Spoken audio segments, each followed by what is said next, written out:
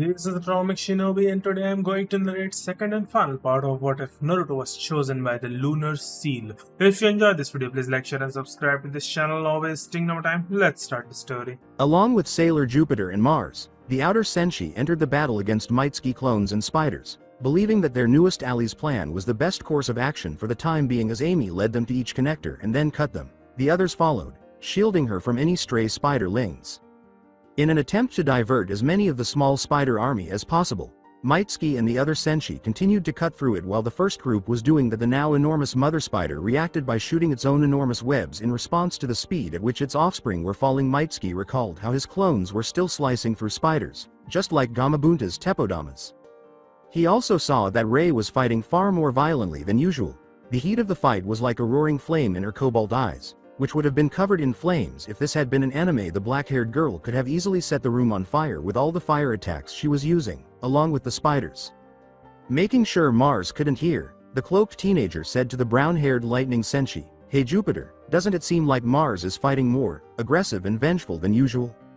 Jupiter chuckled a little before using a sparkling wide pressure to destroy a jumping spiderling from behind. More like full-born righteous fury. But any girl would want to kick the ass of whatever interrupted their date. If you could have seen her face, you could know how great a time she was having, though she'd probably never admit that. "Really now?" Mitsuki asked, in perfect character, and a little taken aback. Rei's anger over an interrupted date was more shocking than the fact that she had gone on one. However, the disguised blonde reflected, "I've seen much more violent reactions than this for much smaller reasons before. After all, he was friends with Sakura, who had a violent temper. You all seem to know the boy. Won't I ever get to meet him?" Jupiter responded honestly, causing the cloaked figure to laugh. "You would if you ever stayed longer than a few seconds after a fight and actually hung out with us." In order to give the girls and Mamoru as little opportunity as possible to see his face or recognize his voice, Mitsuki preferred to leave as soon as possible, unless he had something to tell the Senshi or vice versa. With such prolonged usage, that and the genjutsu that concealed his face and gave his eyes Kyuubi's appearance was a little taxing on his reserves. The fact that he had this cloak to hide the rest of him was just fortunate. The blonde thought to himself, "You have no idea," and made more cage buncheons to aid the outer Senshi. Mitsuki's group probably had to wait another 10 minutes before they could hear Sailor Moon shouting that they had cut all the webs. When they did see the mother spider, it had stopped growing. "Okay. Time to finally get rid of these spiders," Mitsuki shouted to his group. "Hey, all you guys get behind me and get ready to see something amazing."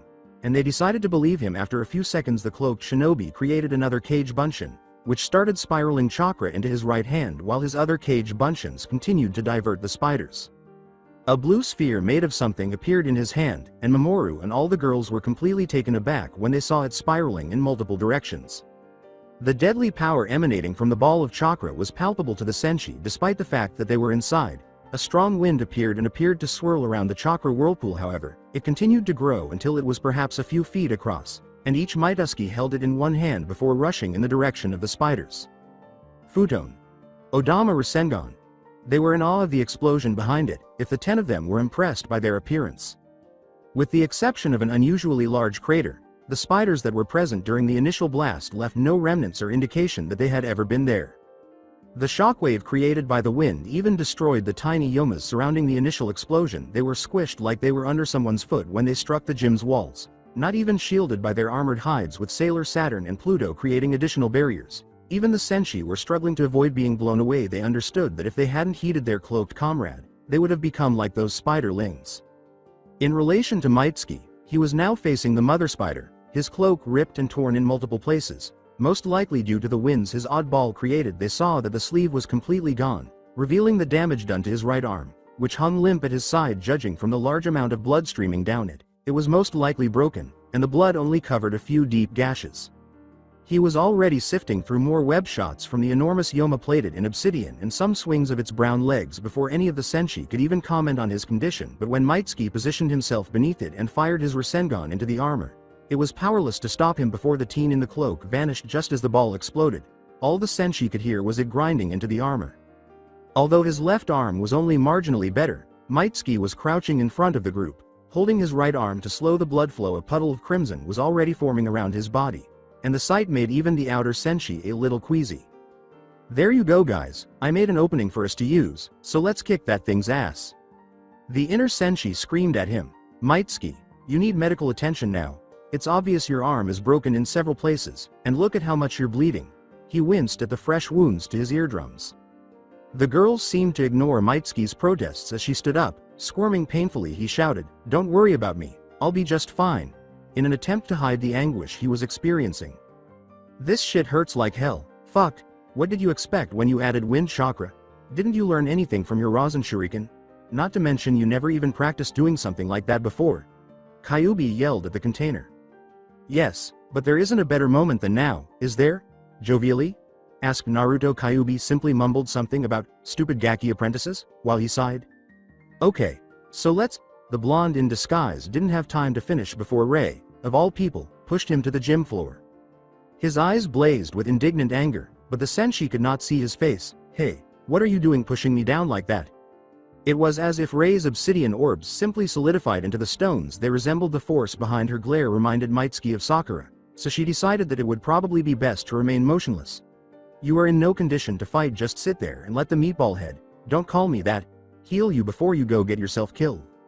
The cloaked shinobi looked at Sailor Moon, who was kneeling next to him, as he watched the girls and Mamoru charge at the spider. "You have any idea what that was about, Sailor Moon?" The blonde gave him a perplexed look for a few seconds before realizing what was happening. Moon sighed after receiving no response from the hurt teenager other than a perplexed expression in his scarlet eyes. "Oh, you mean what Mars did? Well, it's obvious, isn't it?" she said. "She just didn't want to see you getting hurt anymore. None of us did after taking out all those creepy spiders. You deserve the rest, you don't have to push yourself so hard." He questioned, "Why care if I push myself or not?" Sailor Moon was now looking at him as if he were a complete moron. "Well, you're our friend, of course," she replied with a smile. He simply appeared even more perplexed than before. "You don't seem like much of an expert on friendship if you're confused by that. You help us all the time, trying to fight even when you're hurting yourself. Like now you've already proven you're trustworthy and could make a great friend. And as friends, we're allowed to help you too."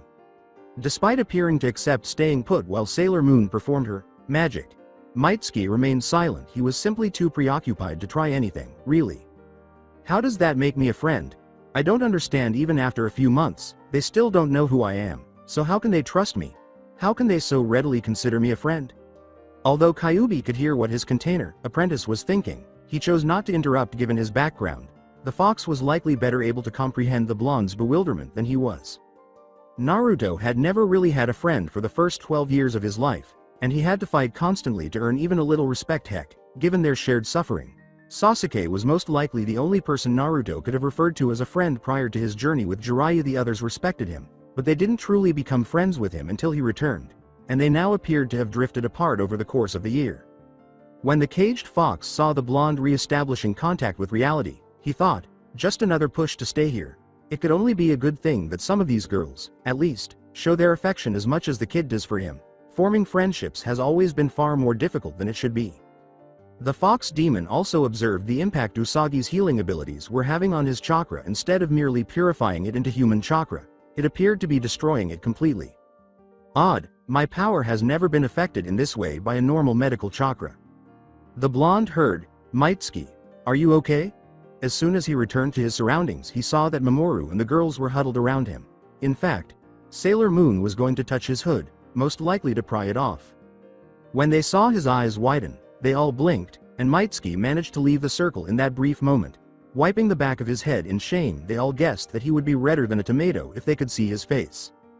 The teenager in the cloak said, Sorry about that, I kinda space out sometimes when I'm thinking hard, so it looks like you guys won, huh?" As he surveyed the gym, finding no spiders attempting to kill them, all the webbing gone, student bodies lying on the floor with the debris, and the ceilings gaping holes from his and the spider Yoma's entrances. Sailor Uranus gave him a derisive glance. The dirty blonde woman taunted, "What was your first clue, genius? And I thought you were supposed to be a ninja. Guess I was wrong." The cloaked figure threw her words back at her, sending Sailor Moon and himself to the ground as they rolled around laughing uncontrollably at the blonde woman's red face.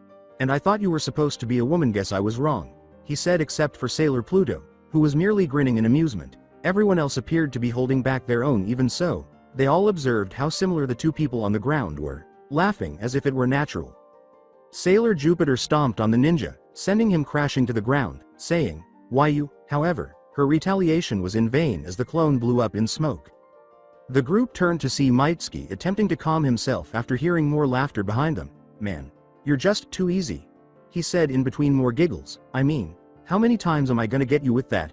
Jupiter appeared to growl in rage but gave in, determining that hitting him would be futile. As if looking for someone but failing to spot him, Mitsuki said, "Oh, by the way, did you guys see where the blonde moron went?" His audience merely watched in confusion. Who? Inquired the senshi.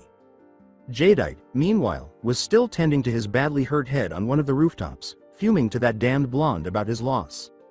Oh no, I should have recognized him as the man in the cloak. Otherwise, they wouldn't have shown up at the same moment. That hurt like a bitch, and I know I'll be feeling this for a while. I could never get over this with those other guys. Since he had already gathered the energy his spider Yoma had generated, at least that had been largely successful, he concluded that there was nothing more for him to do here. He got up and started back toward headquarters. This is at least one step closer to the Queen's reawakening. Furthermore, Queen Beryl might be able to make decisions regarding that blonde Brad because he is undoubtedly very strong, power that we could utilize in our future kingdom. He saw their shocked looks and knew they wanted an explanation. Oh well, I guess he's gone now, man. He didn't even have the courtesy to say bye. How rude. Oh, it was just this blonde guy. Said something about bringing me to his queen or something. You guys know who that might have been? Sailor Mercury responded, that must have been Jadeite. He's one of the Shitanu. The blue-haired girl nodded when Mitsuki said, I'm guessing he's one of the top guys, right? Well, with all this damage, I'm sure the media's gonna be here in no time, so unfortunately I can't have fun with you today. With his red-slitted eyes ablaze with curiosity, the hooded teenager turned to Usagi and said, Actually, Mitsuki, there's something we need your help with. With a slight push, the blonde said, You see, Sailor Mars here had a vision this morning, and we were hoping that you might know what some of it means. Putting himself in a contemplative position, he pondered, Well, I've never interpreted dreams before, but I suppose it wouldn't hurt to try tell me about it.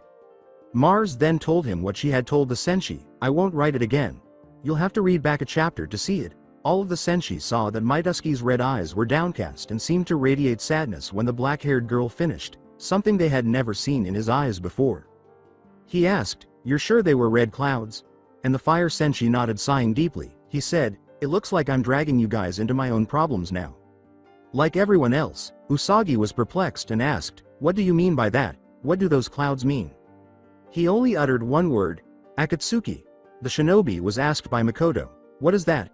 The fact that every other senshi was giving him their full attention didn't sound good. They're an organization made up of what was originally 9 S-rank Nukenin. Though a few of them are dead, they aren't any less threatening than before. Unexpectedly, Sailor Pluto asked, What do you mean by an S-rank Nukenin? Despite the fact that none of them knew anything about ninjas, they were curious as well. He clarified for them, Well, you see, Nukenin are ninjas who abandoned their hidden villages, and are given a ranking based on their skills and threat levels. The lowest is E. Then goes on to D, C, B, A, and finally S rank. S ranks are on the same plateau as a cage. The strongest ninja in a hidden village.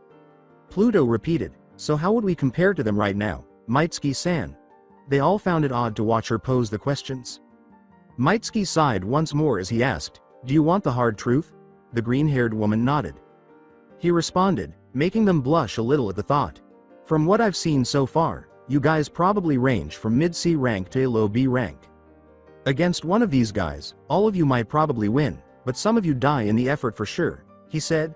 Against a pair of them, however, killing one of them before you're wiped out would be the best case scenario. Unfortunately, that's how they usually travel is, and that's only from Akatsuki members. I've seen there's still around 3 that are a complete mystery, and they're most likely stronger than the ones we've defeated. Even the outer senshi were extremely anxious, and the senshi were now truly terrified considering how strong those guys were. This was far worse than the Dark Kingdom. Monako drew the attention of the others by asking the cloaked shinobi, So, what can we do about them?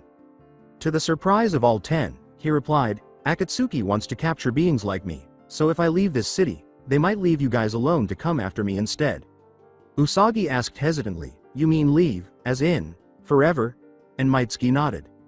Yes, if I stay, there's no doubt in my mind you'll be dragged into these fights. You already have the Dark Kingdom to deal with, you don't need to be burdened with my problems as well. He was about to vanish once more when Ray asked him a question that taken him by surprise. Is there anything we could do so you don't have to leave? Mitsuki's red eyes stared into her black ones without a word, but rather than looking into her eyes, it seemed as though he was looking into her soul. Why suggest something like that? My presence here is only going to bring you more danger than ever. It would be good for you all if I wasn't around. No. Mamoru's blonde girlfriend caught his attention. Yusako-chan, what are you? She cut him off, her blue eyes starting to sparkle as she looked at Mitsuki. You don't have to leave. Mitsuki, I just told you we're your friends, didn't I? What kind of friends would we be if we couldn't help you with this, after the help you've given us? Just tell us what we need to do. The thought of you leaving, it hurts. With an arm around the blonde, Tuxedo Common continued. If Sailor Moon thinks that trying to keep you is best, then I support her. Besides, if you go away, that'll make her depressed, and then I'd have to kick your ass. The shinobi in disguise at the moment was so shocked by his friend's admission that he was almost unable to speak. Well, what do you all think about this? He asked, turning to face the other senshi. It was Mars who spoke first. I can't believe I'm saying this, but the meatball head is right. I don't want you to leave as much as her. Jupiter continued, yeah, and we haven't yet had a friendly spar. Sailor Venus replied, and you've never heard me sing yet. Sailor Mercury concluded for them, I would miss you as well, Mitsuki. He noticed that the outer senshi also had something to say. With a gentle smile, Sailor Pluto started for the quadruplet. Mitsuki-san, I believe it would be best for you and everyone if you would stay. Going off by yourself does not appear to be a good idea, if these people are as strong as you say. The green-haired woman was followed by Sailor Neptune, and if these people are so strong, what would stop them from causing havoc in this place anyways, whether you were gone or not? Sailor Saturn added, please don't go. I would be sad if you left, and I know Chibiusa would hate it if you left too. Before Neptune gave her a gentle prod, Sailor Uranus appeared to be the only one willing to remain silent. The blonde appeared to be about to object, but a savage glare interrupted her. Sigh, I guess I'd miss you too, even if you are the most annoying gaki ever. You guys. The blonde in disguise was shocked by the situation. Even Sailor Uranus was telling the truth, and he could see it in their eyes. He regarded them all, wiping the tears from his red, disguised eyes with the sleeve of his cloak. The 10 of them realized the decision was the right one when they saw the gratitude and joy shining in his eyes. Well, if you are all serious about doing anything, there is something you might be able to do. They all asked the teenager, what is it? They had no intention of abandoning this at this time. Training. As though anticipating more, the senshi and Tuxedo Common continued to listen. They were perplexed by Mitsuki's meaning when they heard nothing more from him. The boys seemed to realize at that moment that they had no idea what he was talking about when Ray asked, what do you mean by training, exactly? Oh, well, exactly what I meant. The Akatsuki are a group of S-class Nukenin, so we just have to be able to get you guys powerful enough to stand up to them, so I'll be teaching you the techniques of the shinobi. Sailor Moon exclaimed, wow, you mean we get to be ninjas? With excitement as she continued to list off the awesome things Mitsuki did, everyone started to perspire. Does that mean we can do the same things you do? Like disappear in smoke or leaves, or blow fire out of our mouths, or make copies, or make swirling balls, or, she said, until Tuxedo Common clamped a hand over the blonde's mouth, much to her annoyance and the relief of the others. Thank you, Tuxedo Common. Anyways, yes, Sailor Moon, I'll be teaching you the techniques of a shinobi and how they fight. Doing this is the only way I'll stick around. Mitsuki heard a round of hi s. After all, the senshi had been thinking for perhaps 5 seconds. His demonic red eyes gleamed in a familiar way, and they became concerned. Okay, but I have one more condition before I agree to train with you guys. What is that? They thought they saw him smile for a moment before he vanished and then resurfaced beside Marsh and responded. I want a single, slow song dance with Sailor Mars. Except for the girl with the raven hair, who was so red that she made a tomato blush, all of them face faulted at that response. She exclaimed, what? To the teen in the cloak, who was now further embarrassment by having an arm around her shoulders. He pointed to each item and said, Yumi dance floor. Mars, embarrassed or not, couldn't help but laugh at his carefree attitude while the other senshi were perspiring. At that point he followed up by saying, after all, the music is still playing, and if you're embarrassed of others seeing you, well, as he turned to face the other fainted teenagers in the broken gym. All 10 of them were able to hear the music continuing after listening, which made them shiver once more at how it had withstood the entire assault. His serious tone caught their attention as he said, it's either this or no training and I'm gone. On the inside, however, he was having a great time laughing with his foxy tenant. The Kyuubi managed to escape, stopping to chuckle further, oh man kid, that is just too funny. You definitely got this from me. I don't really give a damn where I got it. Things like this are just too much fun. In an attempt to keep his cool and avoid giving away the joke, Naruto nodded. She'll probably say no, and we'll all laugh. At least I do. And then. Okay then, okay. But WW wait, what did you say? The shinobi in disguise said in shock. Even the senshi appeared to be frozen. Mars turned to face him and said, I said yes now, isn't it the guy who's supposed to lead the girl to the dance floor? Mitsuki unconsciously put his arm all the way around her upper back after she moved, forcing her against his chest. Well, you see, the blonde had never done anything like this before, so she was unprepared for this response. He was getting a little hot under the collar, or should I say cloak, especially after his arm had just pushed her ample assets against his chest. All of their friends seemed to be stuck in place, as if icicles had taken the place of their brains, unable to do anything. But he didn't need to explain himself, luckily, because he could hear the woman with the obsidian eyes laughing at him as she stepped out of his arms. At last, I have my revenge. I wish his face had been visible to me. Senshi thought about the fire, but without his arm around her, she couldn't help but feel colder.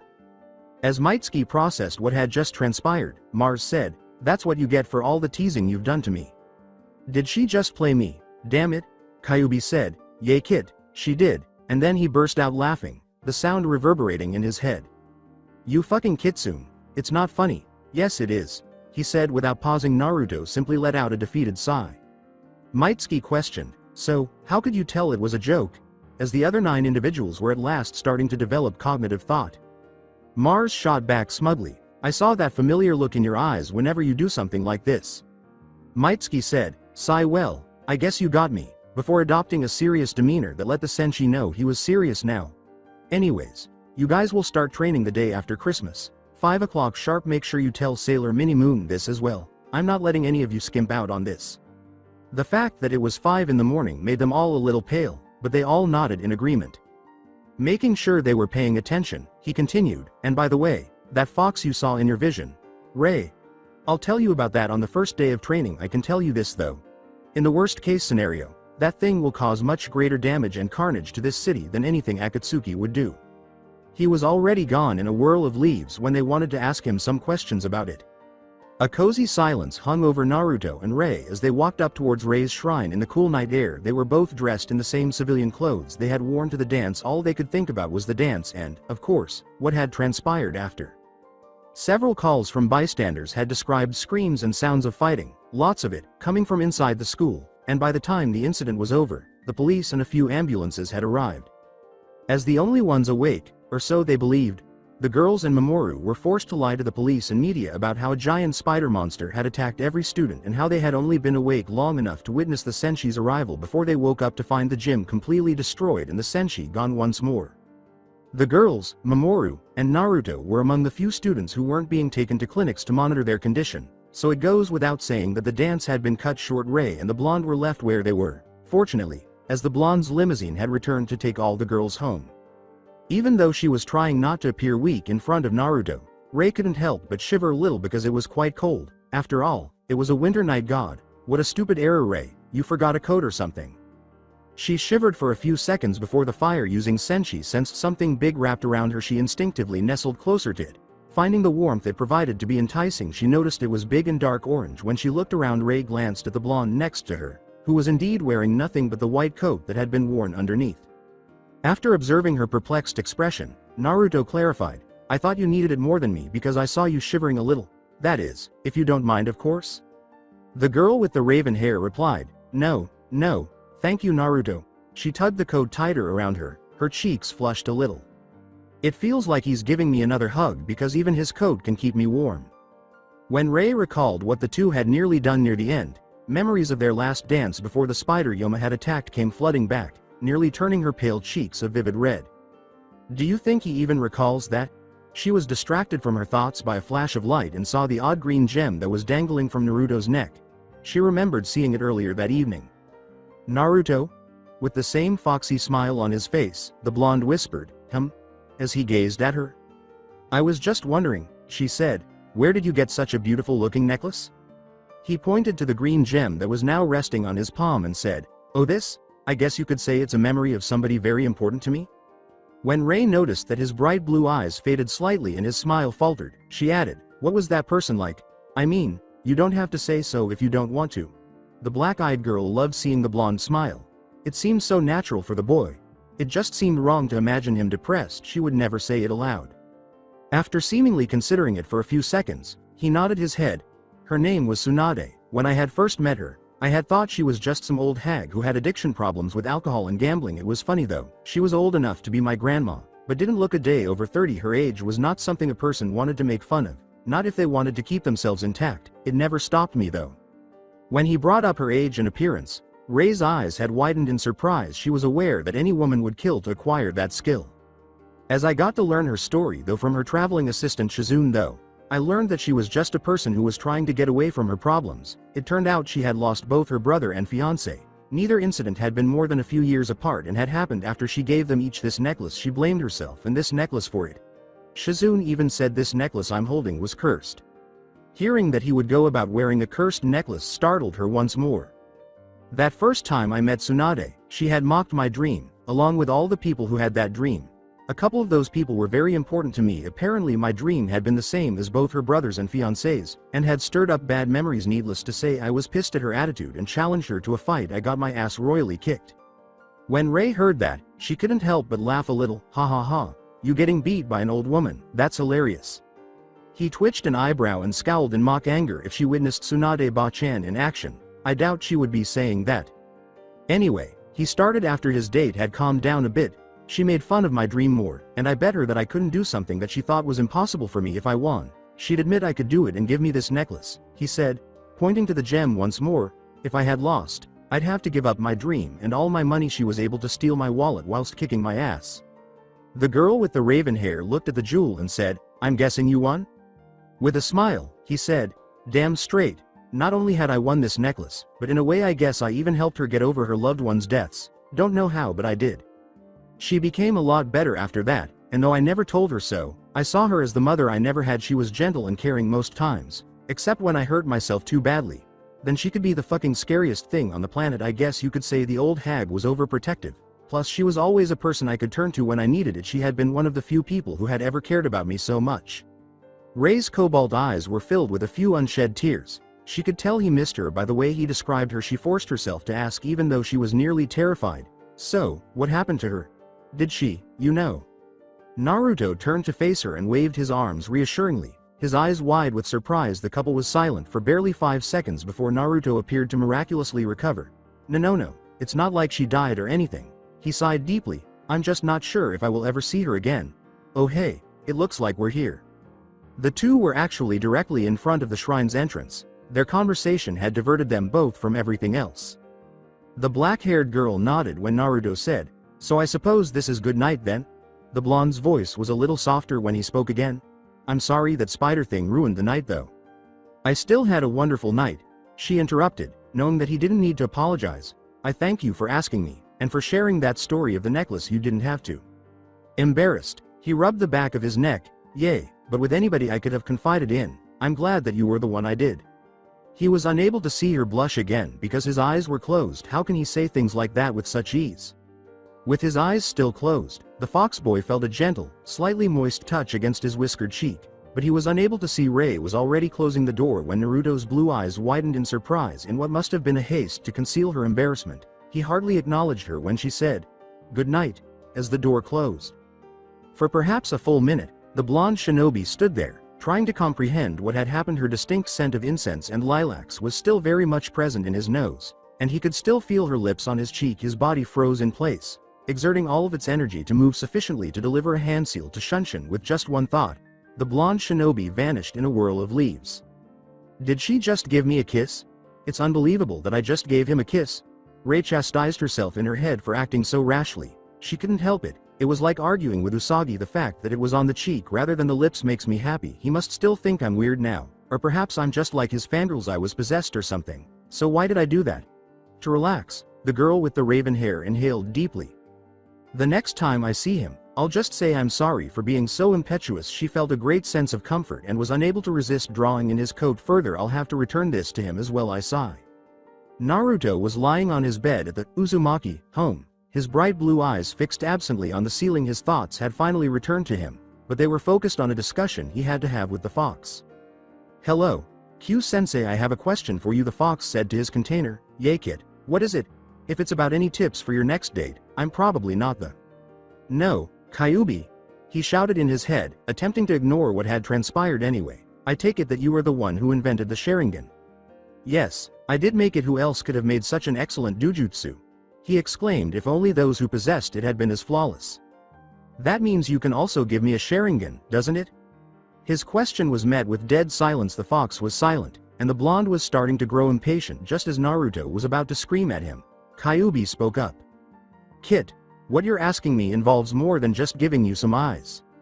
I'll be rewriting the very strands of your DNA, basically recreating you to make yourself more suited for a Sharingan. Not to mention the work that'd have to be done on a larger level, like the signal connections between your eyes and brain, your memory processing capabilities, and the enhancements on your entire nervous system to be able to recreate the images you copy down into physical results.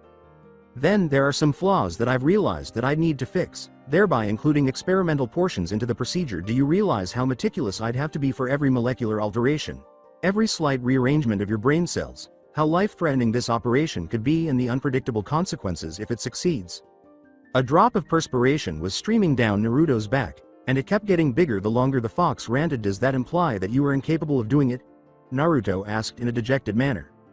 Oh no, I can do it, Kyuubi remarked nonchalantly, as if discussing the weather. Whether it was a face fault or the weight of his sweat drop, Naruto knew that he would be face down on the floor if he wasn't already lying down on a bed. My question is why you would want the Sharingan anyways?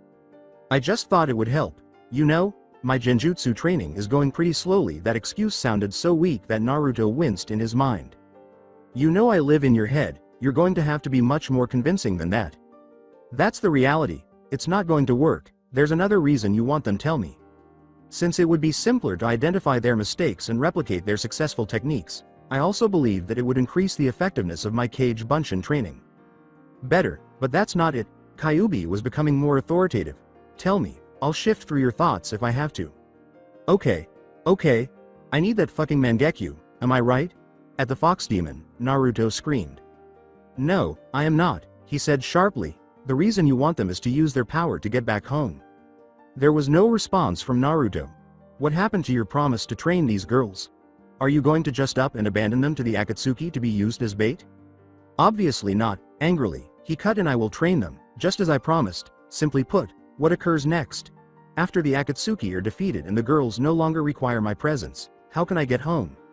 That's simple. You just stay here like I said you should. Like hell, these girls won't need you, he replied dismissively. Anyway, are you going to make me eyes or something? You understand, Q-sensei, that I will require them in order to at least compete with Itachi's genjutsu, and I have no idea how strong the other members may be. It would be useful, but I don't like it. With training and practice, you will need to evolve them from the single tomo you started with. In any case, how are you going to acquire the Mangekyo? Kyuubi simply sighed at the kid's response, but if anyone could pull off the impossible, it would be Kakashi-sensei. I doubt he killed his best friend to obtain his, so I'll find my own way like he did. And when you do receive them, what about that? We will cross that road when we arrive, but as I mentioned earlier, it would not be appropriate for me to depart before the Akatsuki are done and the girls, Mamoru, are safe. The boy was getting there, and the fox demon smiled from inside its cage, not quite saying, yes, but not explicitly saying, no. All right, then, Gaki, but this is going to be a really tough process, and the only way I can do this without killing you is by putting your body in suspended animation. And before you ask, I'm essentially shutting down your body for a day in order to accomplish that. I hope none of the girls will bother you during that time. I don't think they'll like seeing you unconscious in a ball of red chakra. Naruto asked the demon tenant. All right, so when do we start? I'll start building the wall as soon as you go to sleep. Keep in mind that you'll be gone all day. Good luck with that, Q-sensei. You had better not do more harm to my body than is absolutely necessary. The fox gave Naruto a vague grunt, but Naruto thought that was sufficient because his eyes were starting to drop with fatigue. I guess I'll just wing it since I still don't know what I'm getting everyone for Christmas. 5 figures were visible in the darkness in an unidentified place, where there was no sunlight.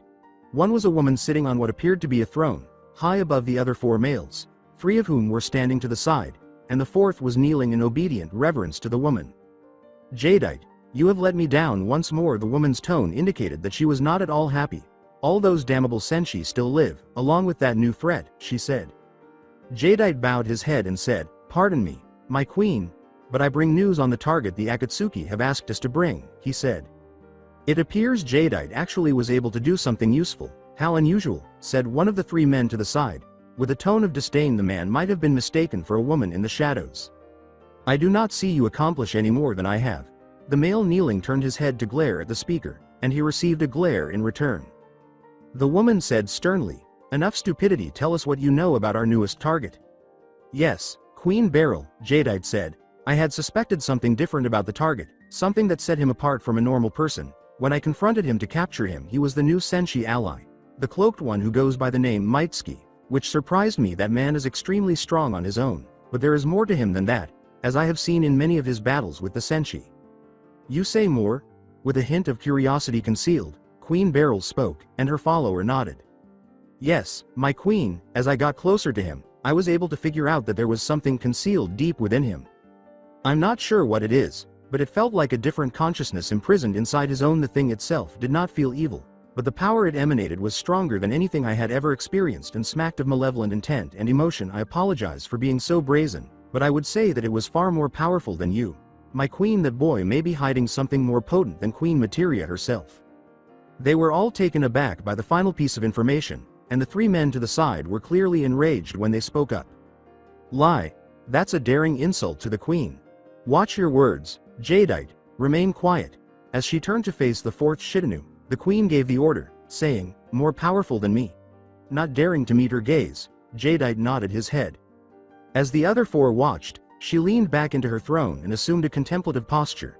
Their expressions belied their anxiety at her response to this information. "Though I can understand why those Akatsuki men would want the boy's power back, then, if we could have it for ourselves, it would be even more powerful than the queen." After a minute or two, she exclaimed, "All of you," causing them to look up at her.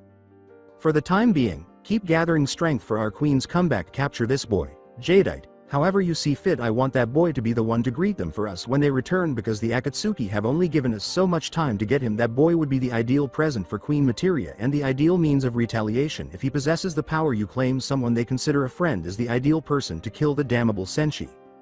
When Christmas Day finally arrived, all of the inner Senshi, Mamoru, and Shibuya were at Rei's shrine home, which was the roomiest of anyone's residence. The only people still missing were Usagi and Naruto. They all understood that Usagi was probably wrapping up festivities with her family before she could visit, but their newest blonde friend caught them off guard because they hadn't seen him since the dance, checked his house, but he never answered, and they hadn't seen him at any of the places he usually frequented. "Hi everyone." When the six of them heard a voice call coming from the doorway, they turned to see Usagi carrying a number of wrapped boxes, which they assumed were gifts for each other. The problem was that she appeared to be unable to hold them all and would topple over at any moment. "Yusako-chan, watch out or you might—" The blonde klutz was already starting to fall over as the boxes slipped out of her hands, so Mamoru's warning came too late. When they heard the boxes hit the floor, they all instinctively closed their eyes, but when Usagi didn't yell or say, "Ow," they opened their eyes to see something startling. A familiar blonde with blue eyes and spiky hair appeared in the doorway, holding a stack of gifts in one arm while clutching Usagi's shirt with the other. The girl was leaning forward, only his arm keeping her from falling to the ground a few feet away, and she glanced over her shoulder at the boy who was staring at her expectantly as she started to speak. "Thanks for catching me, Naru."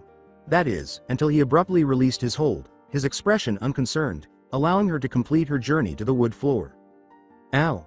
Seeing Usagi glaring at Naruto while she rubbed her nose and her blue eyes became glossy, the room's spectators couldn't help but perspire at the two's antics. It ruined any chance of coming across as menacing. "Naruto, why did you abandon me in that manner?" He grinned with laughter upon hearing that. "To teach you to be less obstinate. Did I not warn you that carrying all those boxes would cause you to trip? You said you'd be alright without assistance, didn't you?" Everyone's perspiration rose upon hearing him say that, and she blushed in shame as she recalled that he had said it when they first met outside. "HMPH anyway, Happy Christmas to all of you," Usagi shouted happily, oblivious to the situation. Makoto had prepared a ton of cookies and other treats for the occasion, which caused a big argument between Usagi and Rei when the bun-headed blonde started overindulging in the treats. Naruto had spent the next few hours participating in what was to be his first ever Christmas party, and the blonde could honestly say it was a wonderful celebration, one that he wished happened on his world. Another incident happened during the gift-giving ceremony. It seems that Minako gave Makoto a pair of fingerless gloves, to which the blonde replied that they would be useful for her sparring. The tall, brown-haired girl practically dragged Naruto outside to wear them in, after remembering that she and Naruto had yet to engage in combat. No disrespect to their blonde friend, but none of them had anticipated that he would defeat the tomboy, so when Naruto entered the room with a sweaty, worn-out Makoto leaning on him for support after perhaps 20 minutes, they were shocked to see that, despite the blonde's apparent heavy breathing, there was no concrete evidence that he was even exhausted. The rest of them carried on exchanging gifts after that incident, but Naruto kept the presents he had gotten for them as the last. The girls were hard-pressed to control their nervousness when his presents were finally the last. Ray and Amy were the best at hiding their emotions, the former being accustomed to doing so and the latter being simply too shy to show them. As he handed the boxes to each girl, Naruto said, "Okay. One for Usagi, one for Minako, Makoto, Ray, Amy, and of course Chibiusa." Because each box was somewhat small, curiosity compelled them to tear off the wrapping, take off the lid, extract the item within, and...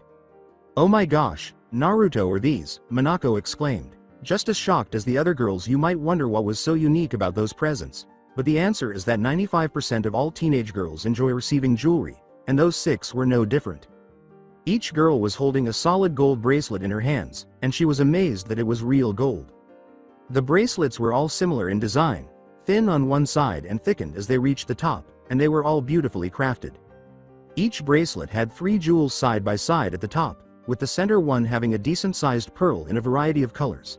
Chibiusa's was pink, Ray's was fire red, Makoto's was green, Ami's was aquamarine, Minako was yellow, and Usagi's was white. Below the 3 stones, there was an engraving of all of their names, and above it was a swirl that was essentially his signature. "This is really awesome, Naruto!" Usagi shouted and hurriedly put on hers. The others, including Chibiusa, tried on theirs after her and were astonished by how well they fit. "I am grateful to Naruto Ni-san." As he attempted to remove her from him, the other girls also expressed their sincere gratitude. Said pink-haired girl crashed into the blonde, giving him an embrace that was stronger than a girl her age should be able to do. The girl said, "It's nothing really, I just thought that I should make this first Christmas with you guys special," Naruto said, rubbing his head in embarrassment at their compliment. "Yay! Special enough to have them custom crafted, then steal them while using genjutsu to make the clerk forget they ever existed. I put some cash in the register, you know, yay, about half of what you actually owed. Oh, Mamoru, I must not overlook your gift either."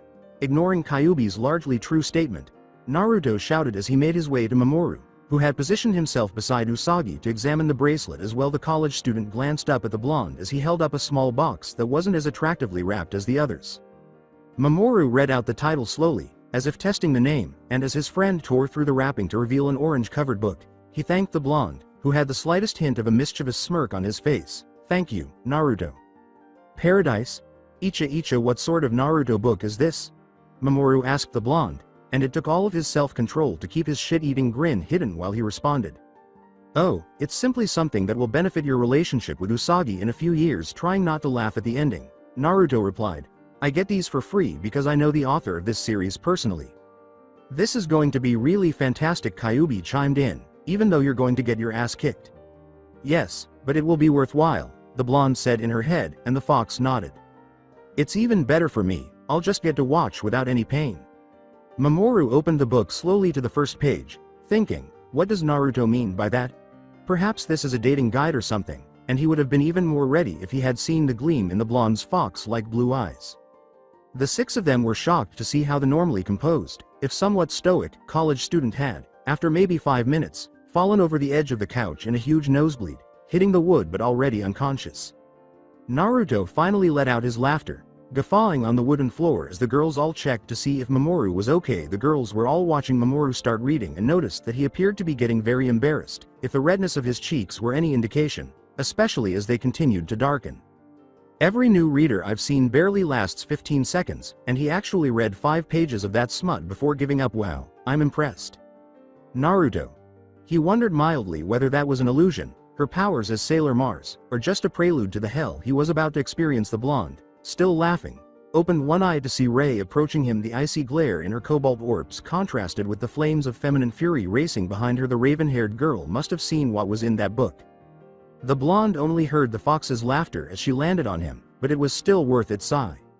A few hours later, Naruto had finally recovered from the pervert beating Ray had given him, and the blonde had to concede that when the time came, she was undoubtedly a terrifying figure. He then gave Mamoru his true gift, a nice leather jacket that looked expensive, along with a few books Usagi had mentioned the college student wanted.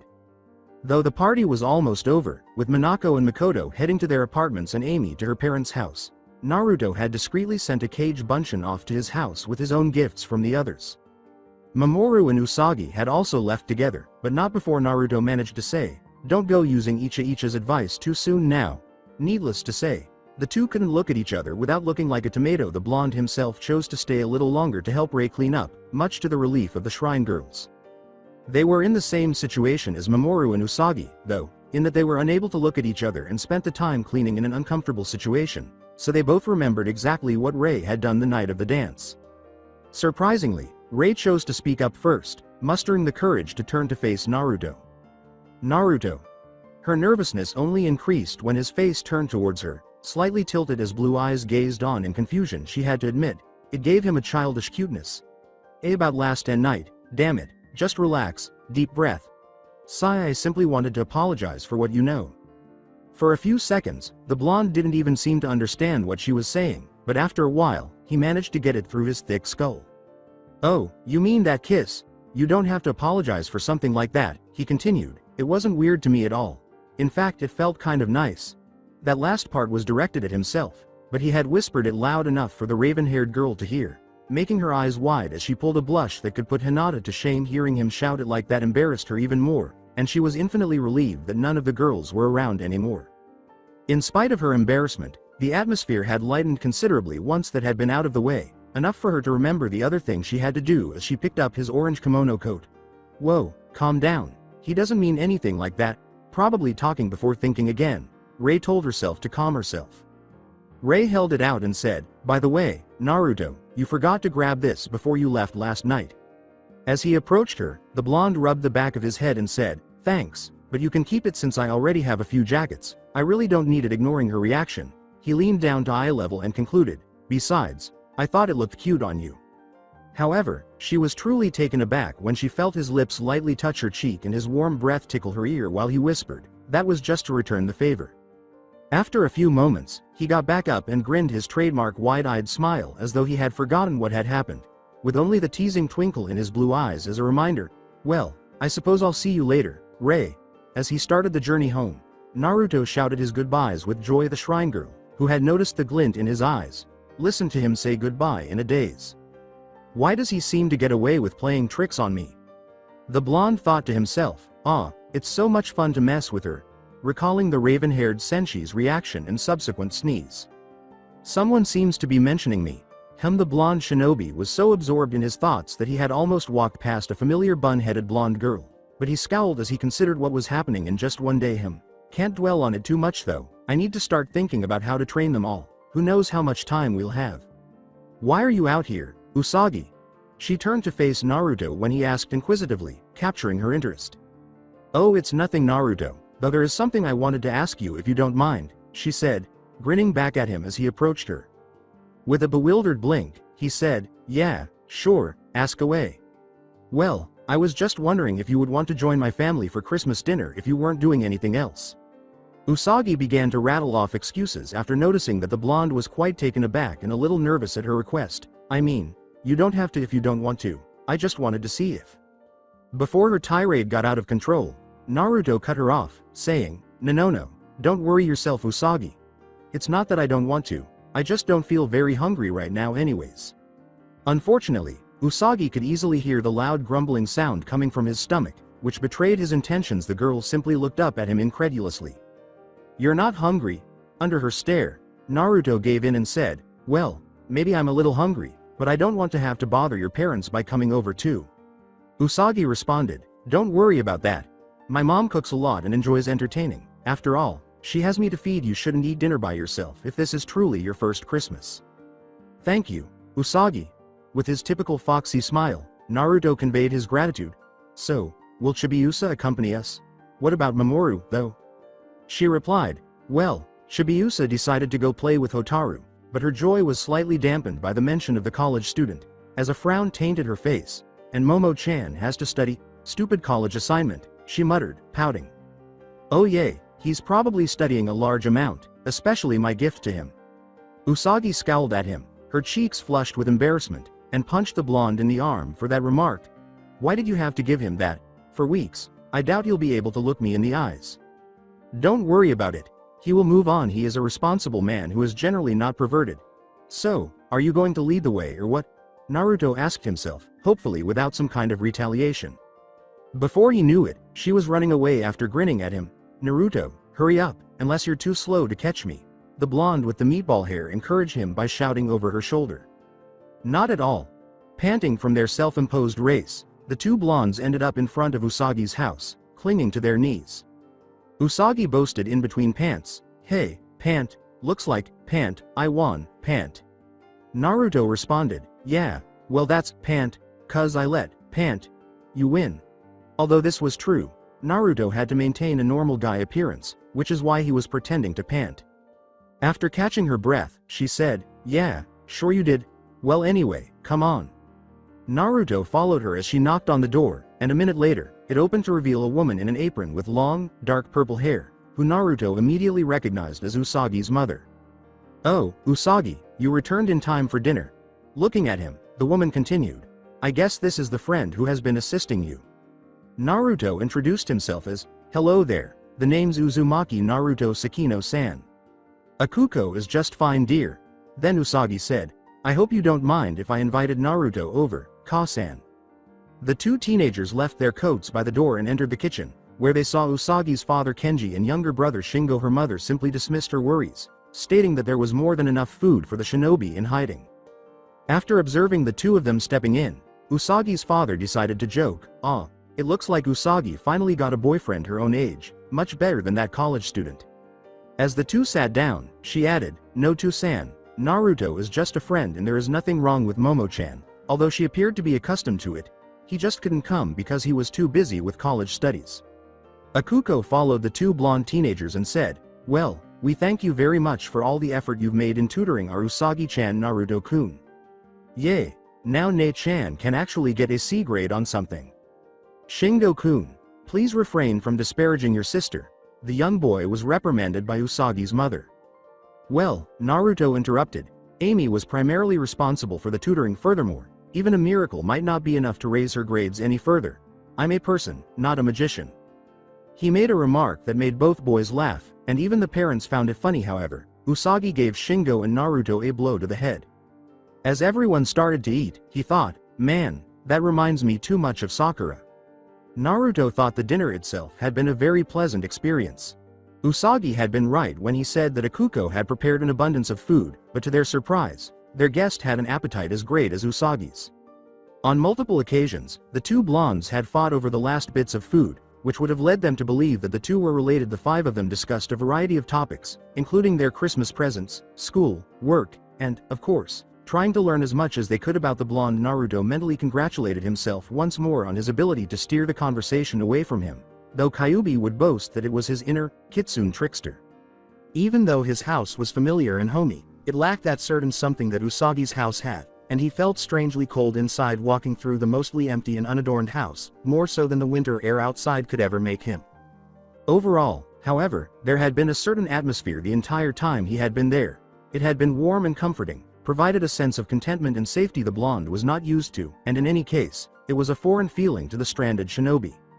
As he stepped in front of his bathroom mirror, Naruto put an end to his thoughts, deciding to resolve the issue later.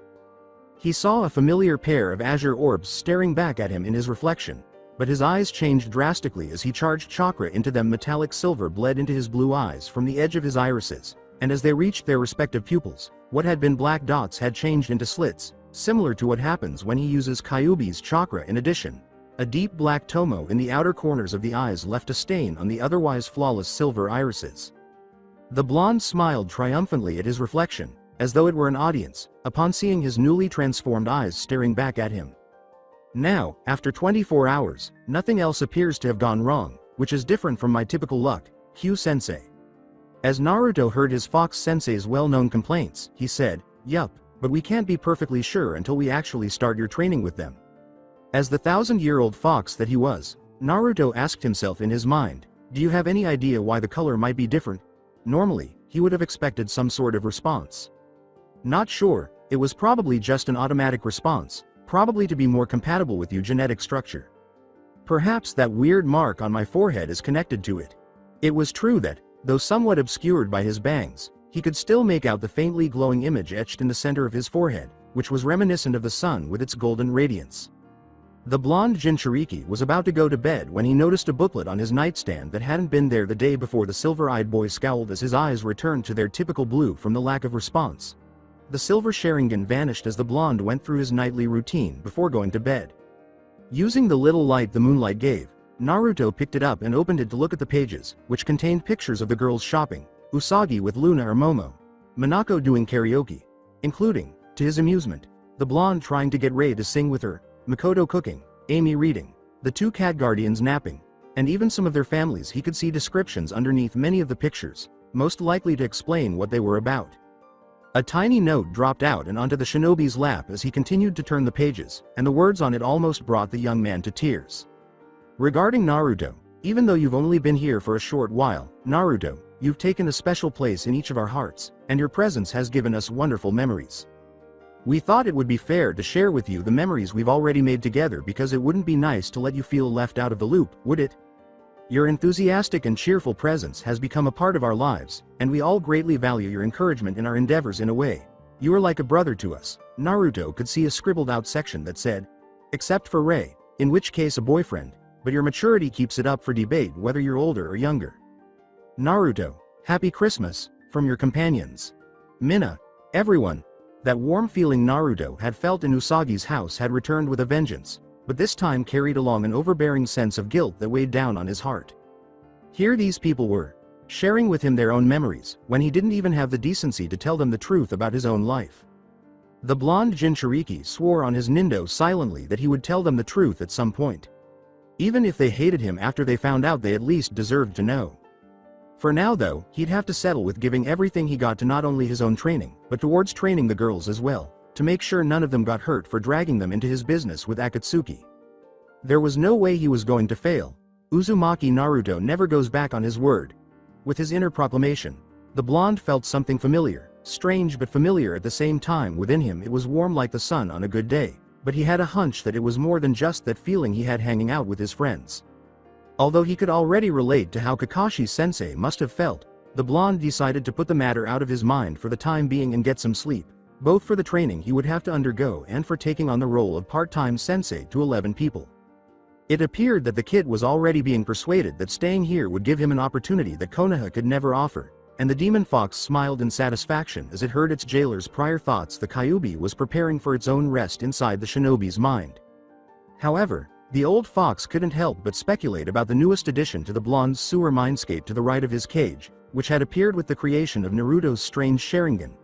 Where there had been a dead end, there was now a door, though the intricate lock on the knob and the chains covering the door could attest to the fact that it was definitely not meant to be opened, at least not at that moment. The symbols glowing in gold marked the only clue to its contents. A big, intricately carved picture of the sun. Despite being a fool, at least being confined in this kid doesn't get monotonous. This brat just seems to draw all kinds of fascinating, perilous, and entertaining things.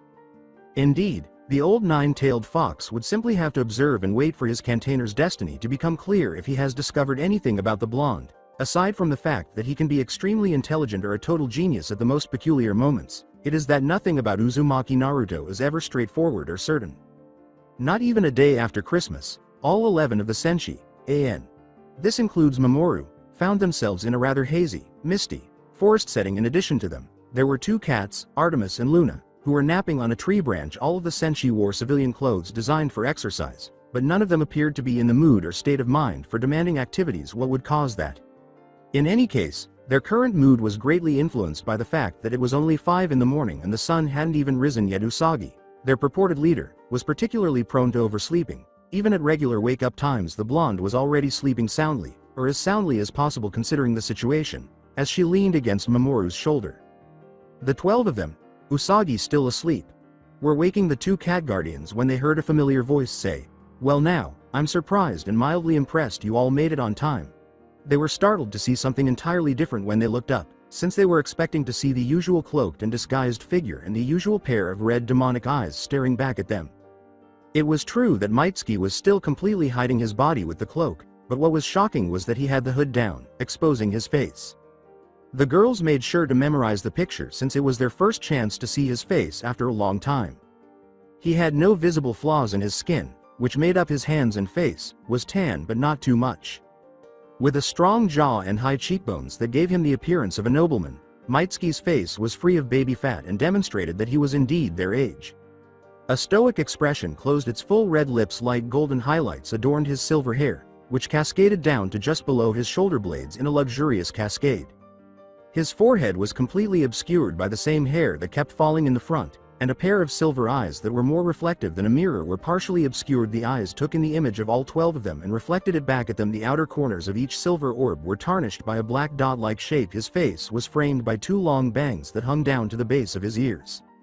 On the inside, Naruto was assessing their responses to his fictitious appearance, which was brought to life by a Sharingan-powered genjutsu he had been honing on the way here. Despite his seemingly stoic exterior, however, this face just seemed to jump out at him when he was considering a disguise, which was odd for him. This is clear evidence that the Sharingan will be a big help with my genjutsu skills. If they could at least put a face to their mentor, after all, he thought to himself, it might give them a little more faith in my lessons. When he saw the flushed faces of Hotaru, Shibuya, and the inner senshi, he had to suppress a fit of laughter. As is common with girls of his age, Naruto hoped the youngest two would not develop a crush on him. Michiru and Haruka were examining him, perhaps because he wasn't using Kyuubi's eyes, or perhaps to see if they had seen someone with his features in the city. However, Setsuna's response was more unexpected because the typically stoic green-haired woman was displaying more emotion than he would have expected from her green eyes. He could tell by the expression in her eyes that she had discovered something significant after being lost. Naruto chose not to look into it for the time being, and none of the other senshi noticed, though they were both somewhat suspicious. Even Luna and Artemis appeared shocked. The senshi remained silent, all of them wondering why he would reveal his face at this particular moment. Haruka, Luna, and Artemis, who were more wary, questioned whether that was his true face. Although they couldn't pinpoint it, they could all sense that something about it felt familiar. He glanced again, noting that 2 faces were missing from his examination, and saw Usagi and Mamoru sitting by a tree. The former trying to rouse the latter. The other man chose to follow the blonde shinobi in disguise when he gestured for him to step aside. It was a good thing he did, because the blonde girl was soaked within 5 seconds of being woken up from her slumber by a big glob of water. The water bullet smashed into her face, and she jumped up and cried, "Ah!" In an attempt to find the source of this impolite wake-up call, she glanced around for a few seconds. She saw Mitsuki descend from the tree toward the girls after noticing her allies staring up at something in stunned silence. "Hey everybody, who is that guy? And why hasn't Mitsuki shown up yet?" Sweat dropped in a broad circle in response to Usagi's query. Rei made the decision to chastise her. "You moron, that is Mitsuki." "Really?" she questioned, unsure, glancing at him once more before shaking her head. "Nope, that can't be Mitsuki. He's never shown us his face, plus he's not wearing that silly cloak and hood, and his eyes are red, not silver like this guy's." Ahem. The disguised silver-haired nin cleared his throat to catch Usagi's eye. She noticed him holding up the edge of his garment with one hand as she looked. The blonde didn't realize it was actually that ridiculous coat and hood until then. As she glanced at Mitsuki's face, she saw that the black tomo was spinning wildly and that his silver mirror eyes were darkening as he glared at her. Furthermore, they all felt as though they were suddenly under pressure, like prey in the eyes of a predator who was about to attack. All in all, it was a frightening sight.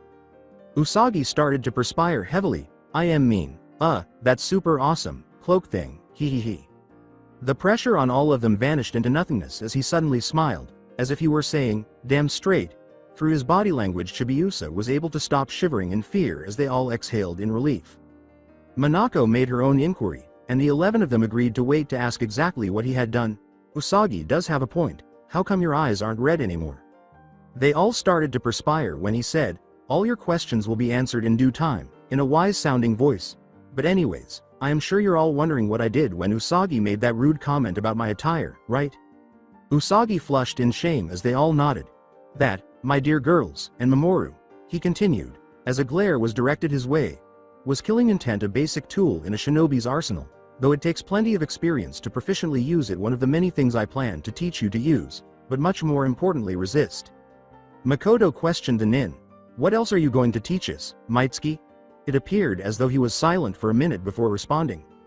"Well, first off, call me Mitsuki-sensei or just sensei." Haruka yelled at him. "Why the hell should we do that?" with fury. With an eye smile that reminded him of his own cycloptic sensei, he cheekily replied, "Because you should respect your elders. I'm older than you were, Gaki." That was a poor response, as Michiru had to stop her friend from pummeling the silver-haired Gaki, along with a number of other things to permanently disfigure him. Oh, but right now I am the wiser, smarter individual who is being oh so willing to instruct and guide my more inexperienced peers. I would think you had more manners than the average man considering how feminine you are. Makoto repeated, okay, back to more pressing matters. What is it you're teaching us, Mitsuki-sensei? Right, correct, you are well. Unfortunately we're on a strict time limit, seeing as I have no clue about how long Akatsuki will wait before deciding they're better off coming after me themselves. To tell you the truth, I don't know why they haven't already. That response was met with aghast looks from other people. What, I can't know everything, so sue me. So for now, I'll be building up your stamina and speed, along with battle tactics, coordination between assaults and weapons training, then we'll go into the actual shinobi arts of ninjutsu, genjutsu and taijutsu. Although they were intrigued by the weapons training, they were all a little let down that the cool stuff, as Chibiusa and Usagi would say, was being postponed, but Mitsuki took a few items from his pockets and tossed them in the Senshi's direction. They discovered they each had 4 sweatbands in their hands as they were apprehended. With the exception of the odd ink pattern painted on the inside, they appeared completely normal. All of you put each band on an ankle and wrist. These will be the first step towards improving yourselves physically. When they had all of them on, Amy said, "What are these, sensei?" The sadistic smirk on Mitsuki's face conveyed animosity toward them, and the blue-haired girl was intrigued by the odd patterns. As he brought his hands together in a hand seal for them to see, he said, "Why, I'm glad you asked that, Amy." Within a second, the 11 of them were snuggling up against the forest floor. The design you saw on those bands are called gravity seals. Right now they're set at 15x normal gravity. The silver-eyed teenager could feel the rage evaporating from the others in waves, but only Mamoru had the strength to raise his head and glare at him. "Well, come on now, you don't want to spend your whole morning kissing dirt, do you? We still got your warm-up exercises to do." Naruto was somewhat impressed by that point, but it took another 2 hours for the Senshi to become stable again. He would wait until they could actually perform the warm-up he had planned, though, so he wouldn't let it show. "Alright, now that it seems you are able to stand, I want 20 laps around this clearing, along with 30 sit-ups and push-ups." They all gaped at him, wondering if he was crazy or something. They were just learning how to stand up properly. Among those who voiced their opinions more loudly was Usagi. "Tasuki-sensei, that is way too much, we're going to die. Tell him Momo-chan, Momo-chan? It looks to me that he's already getting ahead of you girls." After hearing Mitsuki's remark, the Senshi observed Mamoru starting his first lap, though it was clear he was working hard. Naruto thought to himself, he has some willpower, because he can go like that without complaining. Sort of like some idiot I could mention. You'd better not be referring to me. Well, Mitsuki persisted, you better hurry up. Why should we? With a few kunai in hand, 5 cage buncheons puffed into being. There was a mad smile on the face of the one they assumed was the original. Because otherwise Swiss cheese ain't gonna have nothing on you girls. At least it'd be a chance to test your reflexes at the same time. As the original laughed in his mind, they all sped off, desperate to escape the fury of those clones brandishing weapons.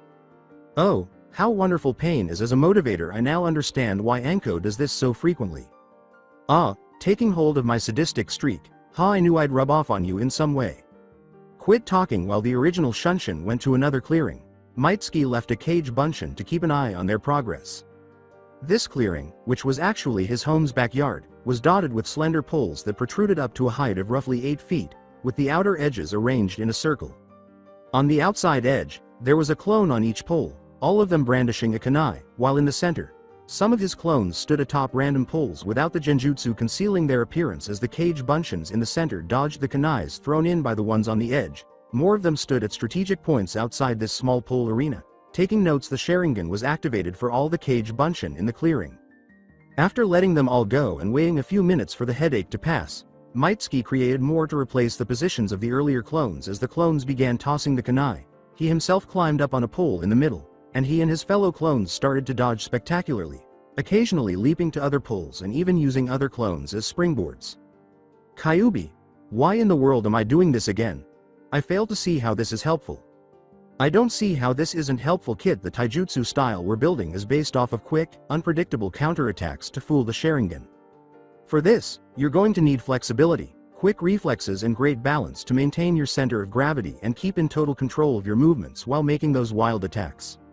Not only that, but this will help your clones better coordinate themselves for dodging attacks, allowing them to last longer and be able to spam more of them without worrying they'll mess each other up. Plus, you're working your Sharingan to the limit as it predicts the path of the kunais shooting from every direction, along with the movements of your other clones. Whoa, you really thought this exercise through. Of course, I am the magnificent Kyuubi no Kitsuno, and you should pay attention to your surroundings more. What on earth are you doing? As the original lost his bearings and was struck by two kunai en route to the ground, Naruto's thoughts were interrupted when a cage bunshin suddenly crashed into him, causing it to puff into smoke. Ow, alright, so why in hell are the poles 8 feet high? In your words, pain is such a great motivational tool. Kitsune Teme. Love ya to Gaki. The blonde shinobi practiced in this manner for the next 2 hours, attempting to improve his reflexes and Sharingan as fast as he could. That is, until he realized that the girls and Mamoru had completed their exercises and was hit by flashbacks of the clone he created to protect them. Unfortunately, he became prime target number 1 due to the distraction, and as a result, he was hit by 2 shurikens and 4 additional kunai in different locations, as well as the newest addition to the landscape beneath the tall poles. With barely a flinch, he drew out the lethal projectiles and dispelled his clones while complaining about sadistic assholes and suicidal exercises. He returned to the original clearing, not even bothering to wipe the blood from his cloak. All 11 of his students were panting heavily on the ground and drenched in sweat, too exhausted to even be startled by his unexpected arrival. Though they could look at his bloody clothes with concern, he simply dismissed their worries by claiming to be alright before engaging in his favorite pastime, annoying people. Well, that was an enlightening experience, wasn't it? All 11 of them, including Usagi and Setsuna, were given smoldering looks. Mitsuki simply laughed at their antics. Ma, you can thank me for this later. Based on their expressions, it didn't appear that they would be thanking him anytime soon. Anyways, I'll give you 10 minutes before we begin the next exercise. They spent the majority of those 10 minutes trying to get as much energy back as they could because they had no idea what their newest sadistic sensei would teach them. With their break already over, Mitsuki stood in front of Mamoru and all the sitting girls. Alright, then, now for your next task, we're going to be doing an exercise essential for the shinobi arts. Without it, a person could never achieve the things a ninja is capable of. This exceedingly difficult, mind-breaking, resolve-wearing undertaking is. Everyone became extremely irritated when he remained silent for a few seconds. Spit it out already. He angrily exclaimed, alright, no need to shout now. For the next 3 hours, you're all going to be meditating. Which made them all turn around. Usagi inquired inquisitively, you mean like those weirdly dressed people on TV, Tasuki-sensei? Feeling offended by being compared to some people on television, the new sensei agreed, well, if you want to look at it that way, I suppose. The point of this will be a test to discover if you have the ability to use chakra. Shibiusa, using Usagi's own moniker for the shinobi, asked, what's chakra? Tasuki-sensei. Mitsuki could see that they were all looking expectantly at the silver-haired teenager. There was something about it that unnerved him a little. I think Uruka-sensei deserves more praise for enduring academy students. Well, I'm not the best with theory and facts like this, but I'll try. Chakra is basically the mixture of a person's physical and mental energy. This energy travels through the body in a system called chakra coils, which are regulated by 361 points and 8 gates through the use of hand signs. Mitsuki carefully went over the 12 hand signs so the senshi could see that a ninja manipulates chakra to perform hundreds of tasks, from walking up walls, to strengthening the body, to performing a variety of ninjutsu and genjutsu. Amy brought up a point that the person wished had never been raised. Mitsuki-sensei, if chakra is produced by everybody, then why do you need to see if we can use it? She's sharp, damn it. Well, you see, the fact is, although chakra is produced by everybody, the chakra coils may become shriveled or put in a poor condition by disuse.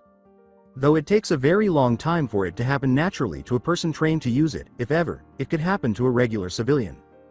The age it becomes impossible to unlock, it could occur anywhere from a prepubescent age to the late teens, which is why I need to check it's true enough. Furthermore, I'm not sure if chakra exists in these people in the same way because I'm from a different world, so I can't really say that, can I? With trepidation, the disguised blonde pondered. Fortunately for him, they all appeared to agree with this. Hotaru questioned, what if we can't use this chakra? Usagi went on, yay, does that mean you won't let us help you? The others appeared just as nervous. The silver-eyed boy had to confess that, despite his refusal to express it, he was deeply moved by their apparent concern that they would not be able to assist him. The clinchers were 2 sets of puppy dog eyes, from Usagi and Shibiusa. Mitsuki acknowledged, referring specifically to 3 members of Team Guy, Sai, No, even if you can't use chakra, there are other fighting styles I could teach you. I myself know a few excellent ninja who use little to no chakra when they fight. Despite their eccentricity, I still miss them. Even that terrible sunset genjutsu would be acceptable to me. Their smiling faces made the blonde in disguise feel a little more comfortable, even though he didn't like the idea of them fighting S-rank Nukenans if they couldn't even use chakra. Mitsuki sat down and corrected the Senshi's mistakes while demonstrating the meditating position Jiraiya had taught him. He had a ball getting revenge for having to do something so boring. Now, clear your mind of all distractions, feel for the energy flowing through your body, gathering in the core of your being. Once you can feel it, try to grasp it, and pull it to the surface. The forest clearing was relatively quiet for the next 3 hours, with the only sounds coming from Mamoru and the meditating girl's breathing and the roughly 200 cage bunshins performing various chakra control exercises that combined leaf balancing, kunai balancing, and tree walking. Mitsuki was about to end the day after observing everyone seated on the ground when he sensed a change in the atmosphere. When all of the Senshi awoke from their trances, they saw Rei and Setsuna glowing and the distinct sensation of chakra flowing from their bodies, suggesting that the others felt it as well. However, the hues themselves did not resemble the typical blue of the human chakra. It's true that people always differ slightly from one another, but not to the extent that one person was forest green and another flaming red-orange. Mitsuki regarded this with a mixture of pride and bewilderment. I thought they would be among the first to receive it. Setsuna is the guardian of that space-time door thing, and Rei has already mastered meditation while sitting in front of that shrine flame. However, obtaining it in such a short period of time is truly remarkable. However, Mamoru and the other girls were feeling their chakra up close. Rei's orange-red chakra, which radiated a soft heat and flailed wildly without appearing to go out of control, was similar to the flame she always meditated in front of at her shrine. Setsuna's, however, was considerably more muted, as though restrained by something. Everything within a certain range was feeling the same pressure. It wasn't much, but it was apparent. Though they watched all of this closely, the Senshi couldn't contain their excitement at the possibility of using that same power.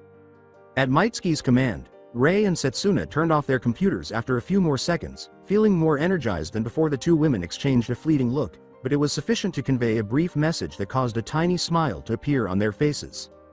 There is no way we can lose with this. To their dismay, the following few hours had involved even more physical activity. Mitsuki's justification was that they had to get in shape quickly in order to learn taijutsu and match the speed attained by Akatsuki members. He was simply perceived by the Senshi as being a blatant sadist. His announcement that he was letting them off early that day only strengthened their conviction, nor had his next remark been helpful. "What do you mean you were going easy on us?" Usagi was undoubtedly the most outspoken of her opinions, but it was clear that everyone else was equally as shocked. With his hood off, Mamoru and the girls could actually see the grin that accompanied the mischievous twinkle in his eye. "Well, yay, after all. I had to let your bodies adapt to all the extra weight, and the fact that it was your first day. Honestly, it reminded them uncannily of one of their friends. Anyways, we'll all meet back here at 6 o'clock tomorrow. A little favor for you guys. And be sure to not eat any breakfast." If Haruka did it reluctantly, the Senshi had grown accustomed to addressing him as such by now. "Why not, sensei? I'll be giving you all a special test to see what I have to work at, and I don't want any of you to throw up. Fighting alongside has gotten me a good idea, but I can learn more fighting against you all." It was Makoto who posed their question. "Wait, you mean we'll all be fighting against you? Won't that be dangerous for you?" Mitsuki glanced at each one and laughed wryly. "Now, why would it be dangerous for me? Don't worry, I can assure you I'll be perfectly fine." The not-so-subtle jab at their abilities was noticed by everyone except Usagi, who glared at him. Usagi's insightful remark, "Okay then, Tasuki-sensei, as long as you're sure you won't get hurt," sent everyone in the forest to the ground in awe of her considerate but careless demeanor. All of the Senshi noticed that as they stood up again, their bodies felt as though a heavy burden had been lifted, and their screaming muscles had finally had a chance to fully relax. They all stared at Mitsuki, who had sealed his hands together once more, wondering what had happened. His amusement made his mirror silver eyes shine even more. They all nodded in agreement when I said, "I can see you're all wondering why you suddenly feel lighter, right?" Before the silver-eyed teen vanished in yet another swirl of leaves, none of them had a chance to thank him or ask any questions. "Well, I took the liberty of deactivating the gravity seals for now. Your bodies aren't ready for the strain of keeping it on all the time yet. Just remember though, they turn back on first thing tomorrow, so be sure to wear those bands. See y'all later." Seeing no point in remaining in the forest clearing, the remaining individuals returned to Rei's shrine. Watching from the branches, Luna and Artemis leapt down and landed on the shoulders of Usagi and Minako, their charges. After receiving numerous death glares, the white cat realized that her statement, "Well, I'd say that went pretty well, don't you think?" was incorrect. "What was that, Artemis?" Minako asked in a tone that was far too sweet for him, so he made the wise decision to stop talking. Before her companion could make another stupid remark, Luna stepped in. "You must admit, that boy's teachings will be more than beneficial for your battles against the Dark Kingdom." "Yay. But does he have to push us so hard? And he even said that it was going to be much harder, it couldn't get worse, even if you wore some hideous outfit and shouted annoying comments without end." Two well-known men in green jumpsuits were warming up lightly on a training field in a different dimension when they both sneezed. It appears a youthful somebody is thinking about us, Guy-sensei. Yes, they must be praising us for our YOUTFULNESS. Yosh, then I shall show this person how much power of youth I have by running 500 laps around this clearing, and if I can't do that I'll do 1000 one-handed push UPS. And if you can't do that, my student, I'll do 2000 kicks, and if I fall short of my goal then I will run 100 miles on my hands. Yosh. If you break your arms before reaching that goal, Guy-sensei, then I'll rush you to the Konoha hospital in under 3 minutes. Lee. Guy-sensei. Lee. Guy-sensei. Lee. Guy-sensei. Why does it feel like she just let loose something gruesome and childish? As a chill ran down their spines, Usagi reflected, unbeknownst to me, the rest of them shared the same sentiments.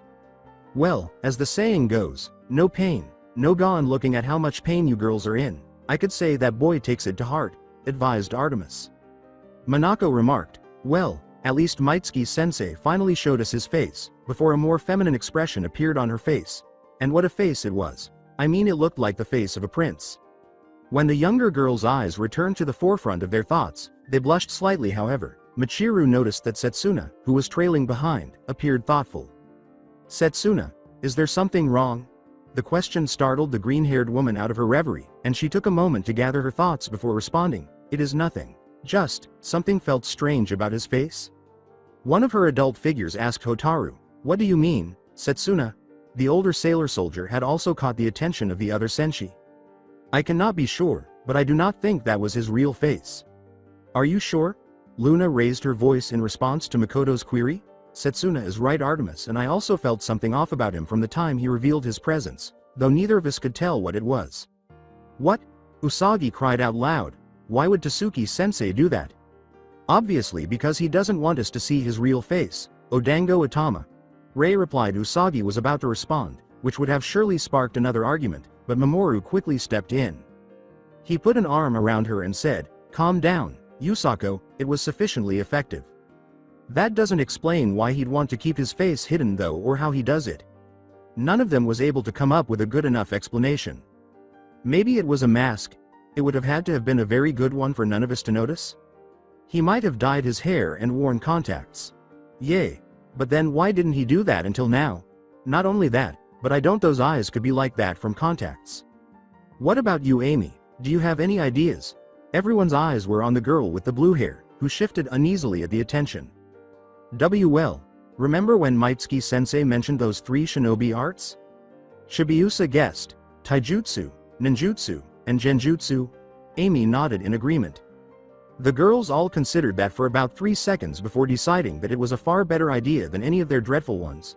Yes, maybe Mitsuki-sensei was using one of those things? Maybe something he couldn't use until recently? Minako exclaimed, Amy, you're a genius. The blue-haired girl blushed at the compliment. So all we have to do is learn how to use this chakra, Usagi said. Then Mitsuki will teach us whatever he did to disguise his face and how to fight it, Shibuya continued. In eerie sister fashion, both girls simultaneously exclaimed, and then we can find out what he really looks like. However, all of the friends present found the idea very appealing. Well, it looks like Setsuna and Rei are already ahead of us on that, so it's up to you two to unmask him. The maiden from the shrine questioned, and why would I want to do that? Usagi gave her a disbelieving glance. Rei, you can't claim that you don't want to know his true appearance, can you? That isn't the purpose. He must have a valid reason for keeping it a secret, and we have no right to make him reveal it to us. Rei makes a good point. We wouldn't be polite if we revealed his identity against his will. Setsuna, not you either. As his sweat-stained body came into contact with the warm, soothing effects of bathwater, Naruto thought, well, I think that went pretty well, right Kyubi? Akage Bunshin had already taken his cloak to be cleaned and repaired while he rested a little before more training, and he never would have imagined that any of them would unlock their chakra on the first day. Kyuubi's voice echoed in Naruto's head as he said, "Yes, and it is most likely that all of them have the same talent in this case." There was a strange feeling I got, however. "Oh, that's strange. What was your strange feeling?"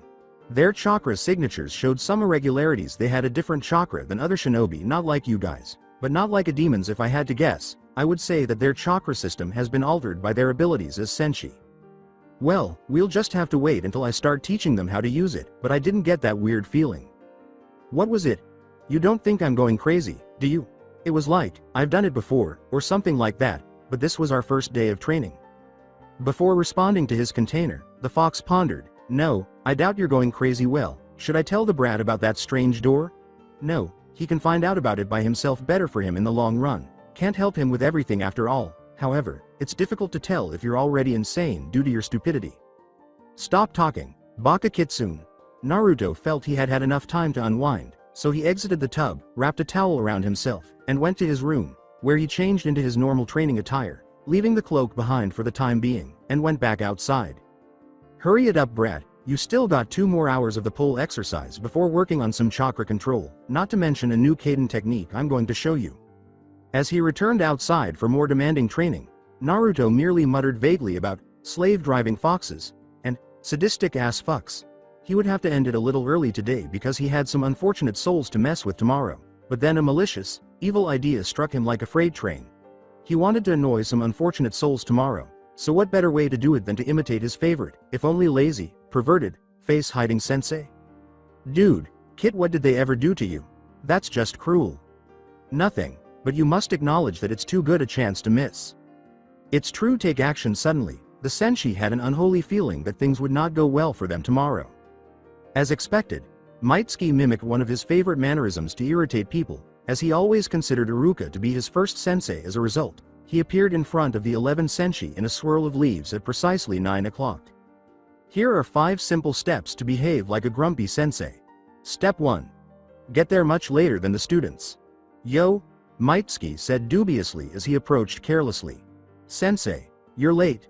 Michiru was too preoccupied with keeping Haruka from trying to punch his face in to yell at him, and Setsuna was being Setsuna. But the silver-eyed shinobi could see the growing frustration in her emerald eyes as well. Rei and Amy could just hold in their own yells, though it was obvious they were just as mad. Having to wake up early for 2 days in a row and having to wait 3 hours doing nothing while hungry would do that. It's exactly like Shino, man, but a little more expressive. "Is there a specific reason why you're late, Mitsuki?" Being the most composed member of the group, Setsuna chose to ask the question that was on everyone's mind. "Oh, well, you see, I was on my way here when a black cat crossed my path, so I had to go the long way around," Mitsuki said, trying desperately to keep a smile from breaking his face. Step 2. Make an excuse with a grating, blatant lie. Tsuki-sensei, how is it possible for a black cat to cross your path when you're just teleporting leaves here? Even though the question was foolish given how blatantly false it was, everyone still gawked at Usagi in shock at how accurate it was. He couldn't resist making fun of her and was having a hard time not busting out laughing. "Well, that move is actually just high-speed movement, so technically I'm still running, just too fast for you to see. Now, I think it is time for our test to begin, shall we?" Mitsuki said, calming himself a little before turning to face his group of students. With a serious expression that told them to pay attention. Suddenly, he reached into one of the pockets of his cloak and took out 5 silver bells hanging on different strings. "Are you truly putting them through this? I wish I had some logs to tie the losers to, but whatever, I can't have it all. Your test this morning is fairly easy, or difficult, depending on your point of view. It's basically a full-on battle, and your task is to take these bells away from me." "Why are these small bells so crucial? I'm being asked by your faces," as the cloaked sensei was saying. "Really, it's not the bells themselves that are important, only that." Akage Bunshin emerged from the treetops with what looked like 5 bento boxes, saying, "The people who get a bell are the ones to get lunch." All they could think about was that bastard, which is why he said not to eat breakfast. "However, I only see 5 bells in your hand, Mitsuki-sensei," as Hotaru pointed out. His kind grin turned into a sly grin that was not good for any of them. "Well, Hotaru, I only had enough money for 5 bentos because I was running low on cash, which is bad for you guys. That means that only 5 of you eat lunch before training, I guess."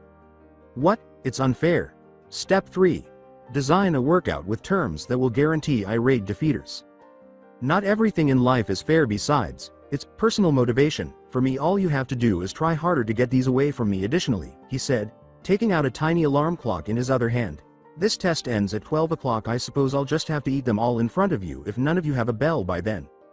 There were some growling stomachs and intense death glares in response to that remark, but he simply waved them away. He began by saying, I have 2 small hints for you guys though, but his expression quickly became so grave that it startled them. 1, you should probably find a place to hide and plan, and 2, if you don't come at me with the intent to kill, you'll never stand a chance, he said sweetly. Since they had witnessed him fight enough Yoma with them to know that it would be hard to get those bells, and because they did not want to be the ones to endure a training day without breakfast and lunch, the Senshi all took his words to heart and hurried for the nearby wildlife in an effort to escape and make plans. For a few seconds, Mitsuki glanced around, expecting to see a deserted clearing, but to his surprise and mild dismay, he saw 2 familiar faces, and he found it ironic that both of the group's tomboys had stayed for a fight. I assume there's a reason why the 2 of you chose to disregard such wise counsel. I'm not going to wait for the opportunity to kick your ass, Gaki, no matter what. Michiru couldn't help but sigh in frustration at her partner as Haruka shouted out and transformed into Sailor Uranus in the wildlife. I wonder what it is about Mitsuki that makes him able to get under Haruka-chan's skin. She doesn't usually get this angry or hold a grudge this long, even when someone questions her gender. Makoto became the well-known Sailor Jupiter by following the Sandy Blonde's example, and I've been waiting a long time for the opportunity to spar against you, Mitsuki-sensei. Well, I guess there's nothing we can do about it at this point. You 2 will be the first to learn Shinobi Tactics Number 1, Taijutsu. The 2 women charged at him, but he hesitated when he reached into a pocket of his cloak, expecting to see a weapon of some sort, like his swords, and almost face-faulted, along with the others hiding in the woods, when he pulled out a book, slouching into a lazy position that would have made the masked pervert Junin proud. The book's cover read, Bleach Volume 2. The blonde in disguise had been very tempted to take out a hentai book, but he didn't want to deal with the feminine fury. After all, he was surrounded by 10 girls at the moment. Besides, he thought as he turned another page, the first volume Amy had given me was much better than those filthy Ero Seinen books. Haruka was a little more outspoken about it, but Makoto thought, why the hell is he reading a book at a time like this? Hey, you ought to be concentrating on the battle rather than reading that book. Oh, don't worry about me, whether I'm reading or not isn't going to affect this outcome, he said, glancing back at them dully for a few seconds with his silver eyes and black tomo. Step 4. Make the most direct insults to students' abilities. The insult infuriated both of the tomboys in front of him, but Makoto in particular, who had put a lot of effort into learning martial arts and was proud of her abilities. Will he insult me like that? He's so dead. Mitsuki was still reading his book when he noticed the 2 in front of him charging furiously from over the pages. He had to give them credit for their speed, which was likely at low mid-chunin level, and he wondered absently if any of them noticed that he had not used the weight bands for this test. The 2 in front of him were focused on charging at their temporary sensei, so they didn't notice the black tomo in his mirror-like eyes start to spin. Tisk tisk tisk. How well do they expect that to work? Oh well, it's their chance for lunch, not mine. Shouldn't let my thoughts wander like that right now, Mitsuki thought to himself. The 5th step is to humiliate students as much as possible. As Kakashi-sensei would say, it's time to mess with them.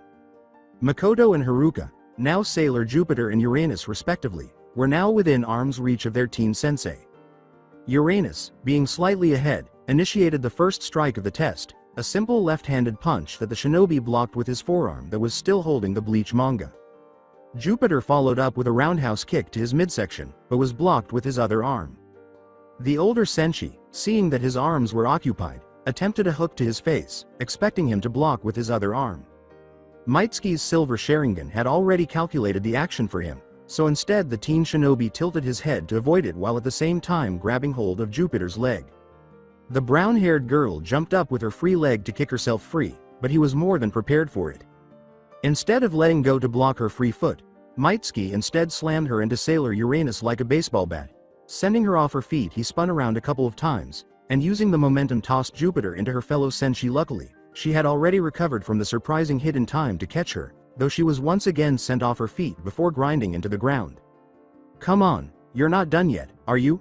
Mitsuki successfully provoked the 2 fighters to charge again by turning the page of his reading material. His silver Sharingans, even with only 1 tomo each, were able to predict her feint as her uppercut changed into a high kick, and he rolled with the movement by jumping into the air for minimal damage, but apparently she was only going for him in the air.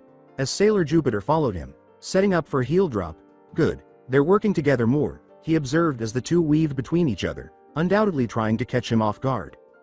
The coordinated attack caused Mitsuki's eyes to widen a bit, and he was so shocked that he forgot about the foot slamming into his midsection. Fortunately, the shock brought his mind back to the present moment just in time for him to land on his knees, crouching from the abrupt stop. She may not be as strong as Sakura or Tsunade Ba-chan, but she still has a lot of power, man. For a brief moment, the young woman would attempt to strike the silver-eyed shinobi, but he always appeared prepared to respond appropriately, and he was still reading that damn Bleach manga. His eyes caught movement from the corner of his eye, so he was able to easily avoid Uranus's follow-up combo. Sailor Jupiter watched them trade blows from behind a tree while she waited for an opportunity to attack, but as she watched his counterattacks, she saw that his fighting style was similar to that of a certain blonde friend of theirs with whom she had fought just 2 days earlier. Retrospection. While the rest of the group was undoubtedly still excitedly opening Christmas presents, Makoto, also known as Sailor Jupiter, and Naruto were making their way back to the Hikawa shrine. To be more specific, however, Naruto was helping Makoto by putting an arm around his shoulders because she had gone a bit too far in her desire to finally spar with the blonde, showcasing some of her senshi fighting skills. In the end, though, it hadn't really mattered because Naruto was still able to beat her ass into the ground. She could see that he was breathing deeply, but her seasoned eyes saw that he wasn't consistently sweating, which would have been expected for such actions. This meant that he either wasn't as tired as he was acting or didn't sweat much. She could also swear that his expressive blue eyes flashed silver a couple of times, but she chased the thought around in her mind for a while before writing it off as a trick of the sunlight. "Hi, Naruto?" Makoto drew the blue-eyed teenager's attention by asking. "Yes, Makoto? Where did you pick up your fighting technique? It wasn't like any other stream style, and you were so good at countering my moves that it seemed like you anticipated them. What was it, then?" Perhaps he would be willing to teach her some of it, but Makoto was desperate to learn it. As he started to explain, he saw a disbelieving expression in her eyes. "Oh, well, you see, I kind of had this talent for being very perceptive. Hey, I can be perceptive too when I want, in a fight, anyway." That caught the attention of my combat instructor, and we started developing a counterattack-focused style for me. You see, there are weaknesses in almost every type of hand-to-hand combat style that opponents try to take advantage of.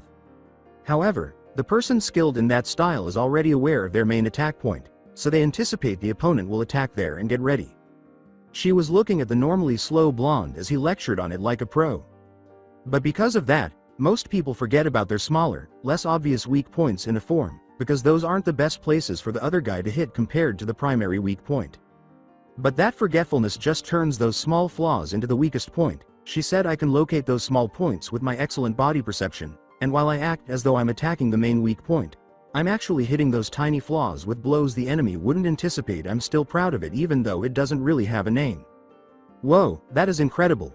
The tomboyish woman had never imagined such a style could exist, Makoto said in amazement. Before continuing, he made a somewhat arrogant gesture with his chest, saying, "Yeah, but it's not quite perfect yet. To strike quickly and unexpectedly before the opponent can realize what a person using my style was truly trying, one would need a great deal of flexibility and agility. The fundamental idea is to respond to any of their attacks by continuing to attack in an unpredictable manner. Furthermore, true hand-to-hand masters hardly ever, if ever, let themselves forget any minor error in their movements, even though the incredibly flexible movements I added would help my attacks maintain some degree of unpredictableness. When I face someone like that, my style becomes nothing more than an advanced, counter-based style." When he looked down to check if his tirade had bored her enough, she was staring at him, but were those stars in her eyes? "Makoto, please, you have to teach me that," Makoto yelled at him, before realizing what she was doing with him right next to her and calmed down. "Sorry, Naruto, I was pumped by such a cool fighting style." He gave the girl with the brown hair a small laugh and said, "Hee, nah, that's okay. There were a few people I knew who were crazy about fighting like that. Since I'm primarily modifying it for myself, I'm not sure how helpful it would be, but who knows, maybe I'll teach you some of it." "Thank you, Naruto. No thanks necessary, though I think we'd better hurry back before the others start getting worried." As he described his style to her, the tomboy girl saw that they had both stopped walking. "Yay, we should hurry," he said. Kai flashback. "No way, it can't be. Mitsuki isn't, is he?" Her eyes widened at the thought of Naruto describing his style and her curiosity about those silver flashes. The brown-haired girl heard a familiar voice say, "Jupiter, an important fact of taijutsu, never let your opponent get behind you." Uranus and the other senshi asked themselves, where did he go? The tomboyish senshi had been attempting to hit the shinobi when he suddenly flashed a crazy smile, frightening them to no end, and then simply vanished from sight. It didn't take long for everyone to realize their answer when they heard a shout of Konoha Hijutsu. Senin Garashi. Jupiter suddenly flies from behind a tree, clutching her ass. Fortunately, her flight path was towards Uranus, who managed to catch her before she hit the ground. This was followed by a girl screaming. The outer senshi put the brown-haired girl down and thought, I seem to be doing a lot of catching today. Jupiter got back up almost instantly, her face displaying anger. You damn pervert, you poked me in the ass. The people around her started to perspire after she made the accusation. Did he actually? All of their sweat drops grew larger as Mitsuki emerged from behind the same tree, still reading his manga, and said, I can assure you, it was done for the most important reasons, and was not for perverted purposes at all. Their first thought was, is he serious? Who does that in a fight? Oh yeah, so tell me about those reasons if anything. It only made him smile more as he continued to read his manga without even looking up in response to her scathing retort. Well, for one thing, that kind of action will leave a lasting impression to make sure you remember the lesson, and secondly, it was the most entertaining way I could think of doing it. Even though this is a lot of fun, it's time to move on to stage 2. Let's see how the others handle lessons 2 and 3. A mental signal from boss caused both of them to smile from under the hood of their cloaks, only putting an illusion over their eyes to a familiar shade of crimson. 4 Mitsuki clones lurked in the treetops above, watching their respective target groups as they considered whether to help the two senshis still fighting the boss. Okay, let's have some more fun. Who even goes around poking people's asses anyway? Sailor Jupiter was furious as she heard the silver-eyed boy's second explanation for her scarring experience in the clearing. But before the tomboy could try again for the desired bells, she and Sailor Uranus heard an explosion coming from 2 different directions, and they were both alarmed when they heard a familiar bun-haired girl screaming, because it revealed to them exactly who was being targeted by the explosions. The 2 girls gave Mitsuki a furious look as they saw the clouds of smoke and dust rising from the now demolished forest. How did you treat our pals? Demanded Jupiter. It appears that whatever he did might have resulted in their deaths. I just gave the other senshi some of their own obstacles, the boy with the silver Sharingans said, shrugging and pretending to be unconcerned as he read on. He received a mental message from his cage buncheons that the others were okay, and he sighed inwardly. I'd never forgive myself if I had hurt them seriously just for a test. They won't get the bells if they don't do anything, so I just gave them a push. Mitsuki's clone had created a man-made clearing, and Michiru, Setsuna, Hotaru, and Shibuya all looked around the area. Only because Setsuna had good reflexes and noticed the subtle signs that it was about to explode had they avoided the worst of the damage, while the trees around them were less fortunate, with scorched wood, uplifted dirt, and roots all over the place. Now, in front of them was another clone, but this time it was at least not reading that Bleach manga. You didn't anticipate being able to watch the entire time, did you? Especially when you don't have much training in the stealth department, he said, his voice projected through the clearing with a hint of amusement. Now what? Michiru asked their current enemy. The 4 of them felt a shift in the air, a pressure pressing down on them. Even though they didn't see him move, Shibuya seemed to be taking it the worst, but Setsuna didn't even appear to be affected. Then, Mitsuki's arms suddenly shot up, his hands emerging from his sleeves in movements that they didn't know what they meant, but they knew what they did. The blonde in disguise replied, now we begin Shinobi Tactics number 2, Ninjutsu, as he started to make the hand seals Kaden. Jutsu no Gukakyu. Simultaneously, Amy, Rei, Usagi, Minako, and Mamoru stood before Mitsuki, who for some reason had his hood up again, but they could still see his strange silver eyes watching them closely, the strange black marks moving slowly around his pupils, taking in every little detail, and it was a little unnerving, but they weren't going to be intimidated. They were going to get those bells. He rubbed the back of his head in mild embarrassment at the devastation his clone caused, saying, sorry about the mess, but I figured it was the best way to get you out of hiding. The senshi thought it looked uncannily like a boy they all knew who had blue eyes and blonde hair. That was a pretty scary way to do it, just suddenly appearing behind us and exploding, screamed Usagi, still struggling to stop her heart from racing. The response from Mitsuki was, well, I was confident in your skills to escape it. What if we hadn't, too? He turned his head to the side and refused to look them in the eyes, mumbling to himself, it's not like I couldn't get you to the hospital fast enough if necessary. loud enough for them to hear, making them blush at the implications. His mood immediately brightened again as he raised his head again, saying, "But anyways, you guys are very lucky to be facing me." "What's the reason for that?" Mamoru asked. "Because you'll be learning Shinobi Tactics number 3, Genjutsu, which is, to be honest, my worst talent," the silver-eyed nin replied. "Prepare yourself now." As the group in front of him all changed into senshi forms, the Mitsuki clone closed his Sharingan eyes in contemplation now. What were the hand seals for that jutsu? That's right. Let's hope this works. He opened his eyes to see them maintaining eye contact with him while they awaited the effects of his technique, which was a huge mistake on their part. The clone started the brief series of hand signs, making sure they all stayed within range for the technique. Megan. Jutsu no Narakumi. In front of Mitsuki, Sailor Jupiter and Uranus stood in a ready position, seeking oxygen for their weary bodies. The telltale signs of exhaustion were plastered on their faces, and there were bruises where the skin was exposed, and likely more beneath their senshi forms. The two had made futile attempts to escape the teen in the cloak, but it was clear that he would not allow them to assist their friends, and they found some relief in the fact that he had to put away his bleach manga in order to stop their combined efforts. Uranus whispered to the girl with the brown hair next to her, "Damn, he's so much better than us." "I understand, but we need to locate everyone else. What he's doing to them is unknown, particularly when one side appears so destructive and the other is completely silent." It was true. From what the two tomboys could see beyond the clearing, there was a lot of smoke and debris everywhere in one section, where the first explosion had occurred, indicating that there was a big fight going on over there. What bothered the two was the other side, where the second explosion had occurred. Jupiter and Uranus could see no signs of any kind of struggle occurring from this point on. And given the tricks Mitsuki has up his sleeve, they were betting on the latter. The brown-haired girl gave her a crazy look and didn't hesitate to say, "Jupiter, you go find your friends, I'll keep Mitsuki busy." "Well, if we can't get past him together." "Uranus, what are you talking about? How are you going to defeat him on your own when we can't even defeat him together?" With a look that suggested it left a bad taste in her mouth, she shot back, "That's the point, we can't beat him by ourselves. We need the others, but they're being distracted, probably by some of his annoying clones. We have a chance to get those bells if you can get them."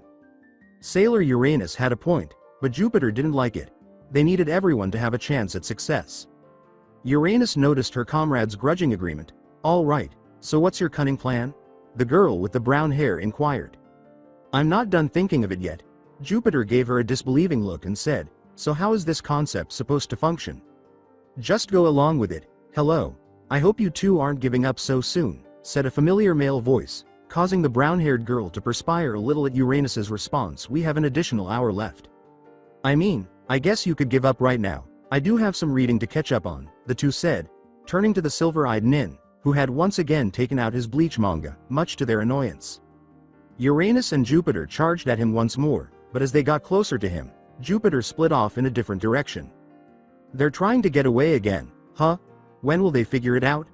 Mitsuki attempted to stop the brown-haired senshi before he could hit her. World shaking. The teenager wearing the cloak was caught between letting Jupiter escape and being crushed by the wind attack, and he jumped to the side just in time to see the forest floor where he had been just a second before break apart. Mitsuki recovered and made a last rush towards the girl with the brown hair, but he stopped short to block a right hook from Sailor Uranus. With their arms still locked, he turned to face her and said, "So you let her get away, but what about you? How are you going to escape?"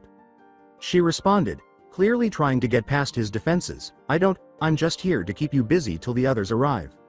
Mitsuki had to struggle to hide his gratified smile at the woman's response. "So, giving up herself for the sake of others? She seems to understand the significance of this." "Kit, are you considering letting her get a bell?" the blonde in disguise was asked by the Kyuubi. "Well, perhaps, if she fights hard enough. You want to keep me occupied? Well, then, I hope you realize that with half as many people in this clearing, I'll just have to beat you down twice as hard to get my enjoyment," he asked the tomboy before his smile turned sadistic. Sailor Uranus went pale at the suggestion. "Better hope they arrive soon." "Jupiter, you'd better move quickly." There was a startling lack of noise coming from this direction after only a few screams, most of which could be identified as Usagi's, compared to the sounds of techniques being tossed around like candy in the other location. The senshi of her thoughts was currently sifting through a mess of trees, roots, brush, and other various plant life as she investigated the site of one of the bombings, thinking of no other description for it. Who knew? Perhaps the absence of fighting over here meant that her friends had already defeated the Mitsuki clone. As Sailor Jupiter entered the newest clearing in this small forest area, she saw all of her friends, the inner Senshi, including Tuxedo Common, sitting on a fallen tree trunk with his face stuffed in a bleach manga. The brown-haired girl noticed that Mitsuki's hood was up and that his eyes were the same demonic red from before he exposed his face, but she forgot about it because she was too busy worrying about her friends. How did you handle them? The reading shinobi's red-slitted eyes shifted from the book to her and then down at the motionless Senshi as she yelled at him, diverting his focus from his reading material. There's no reason to worry about them, they're perfectly fine, just sleeping, he said, seemingly just noticing their presence for the first time. The truth was, however, that he had to knock them out when both Rei and Amy had broken out of the genjutsu, much to the shinobi's great surprise. Amy, being the intelligent girl that she was, had considered whatever illusion she had been in to be a kind of dream, and had used the pinching yourself method to wake up from a dream. Granted, she had punched herself after the pinch hadn't been enough, which had greatly amused the teenager. Mitsuki had already analyzed her and was relieved to see that it was only a case of mild chakra exhaustion that knocked her out, but it was Rei who had been the most unexpected. He didn't know what the fire-using Senshi had seen, and he wasn't skilled enough in the Narukumi to see what it did himself yet, but whatever it had been forced her into desperation, as the girl had unintentionally manipulated her chakra into a large pulse, effectively shattering the chakra-induced illusion. After hearing Mitsuki exclaim, "You don't want to wake them up, do you?" Sailor Jupiter attempted to wake Usagi, who was the closest. "Of course I do. Why wouldn't I?" she said, staring at the cloaked figure as if he were a moron.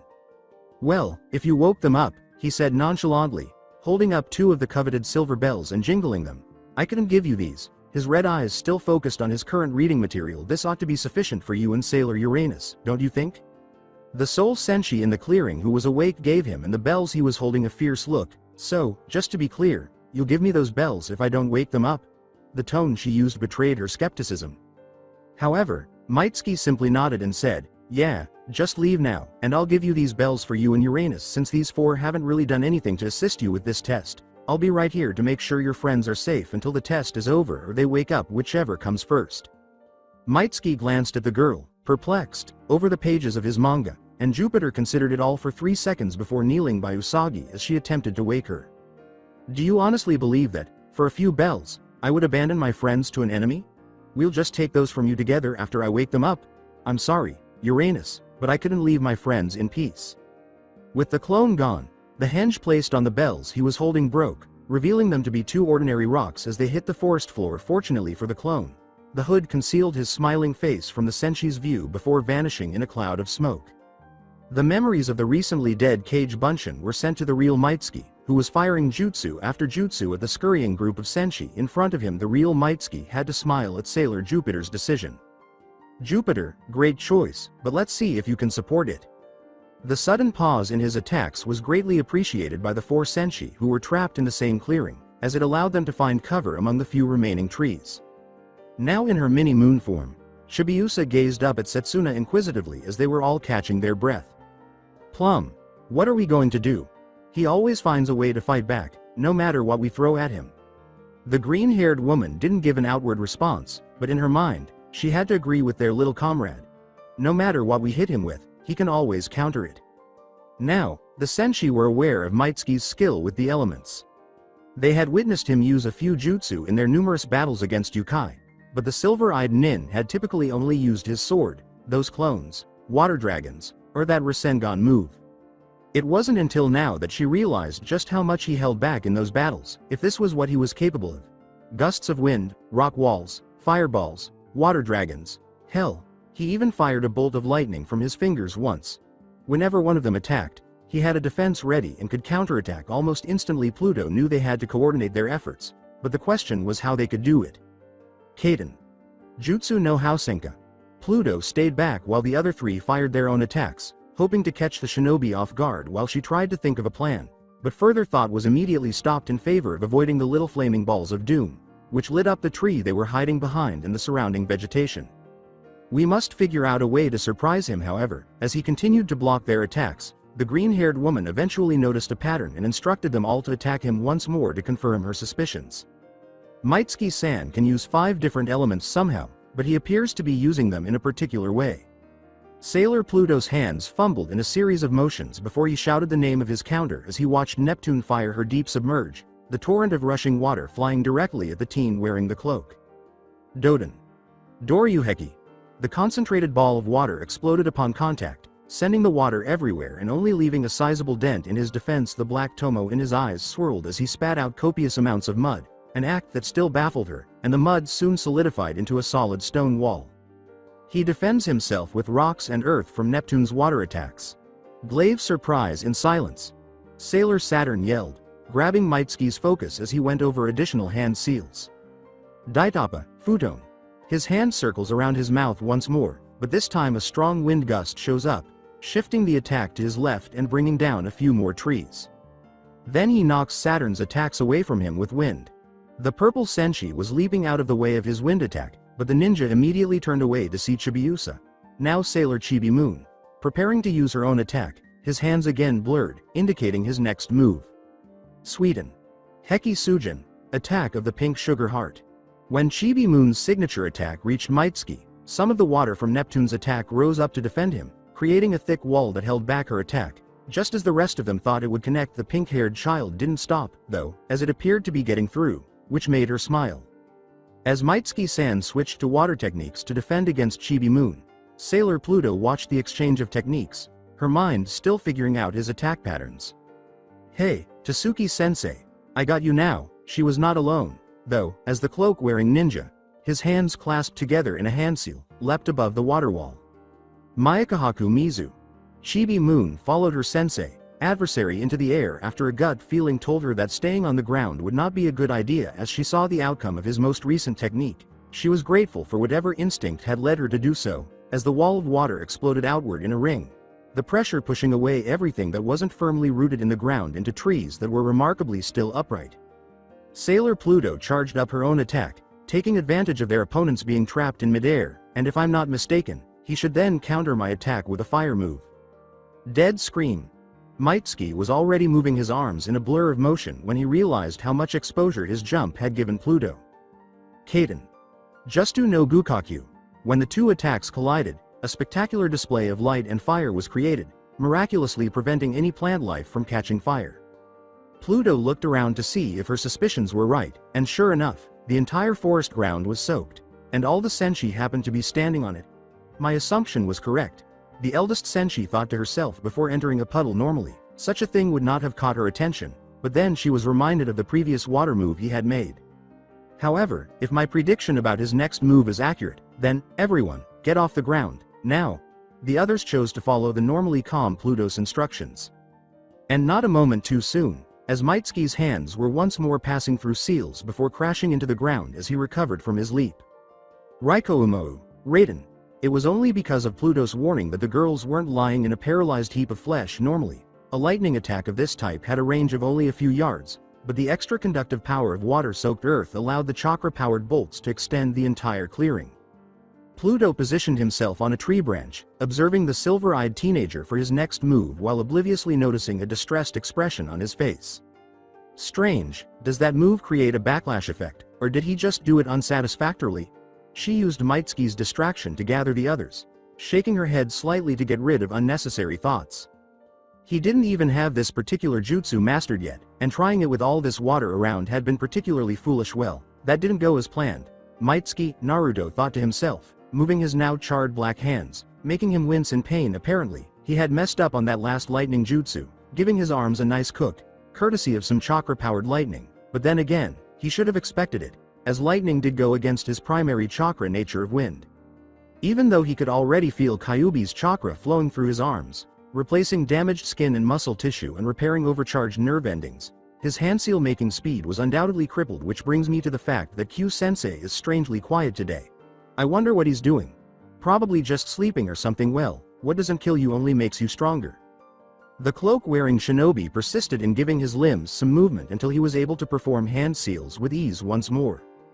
Right before the senshi launched another attack. Glaive surprise in silence. The shinobi in disguise rapidly jumped out of the way of the attack coming from behind. Cursing himself in his head for letting his guard down, he turned around, expecting to see the purple-haired senshi, but instead he saw Chibi Moon. A heart attack of pink sugar. His silver sharingans, however, caught a flash of green between the thick foliage that didn't match the scene, and he realized that it had to be Sailor Pluto unable to counter in time. He had to jump out of the way once more. They're getting better at timing their attacks now, but they still won't defeat me if they don't attack at the same time. Fortunately, he was able to finish his attack at the same time as hers, anticipating a similar explosive collision as a few minutes earlier, and he was already spreading his senses to find where Sailor Neptune would strike. Pluto must have realized he had found her because Mitsuki could feel her gathering energy for her attack. Despite the crippled speed, he could make hand seals. Mitsuki soon realized that he would have to pay for that error. Go deep. The woman's explosive water bomb was spotted by the cloak-wearing Nin, but it was his fireball that was the target, not him.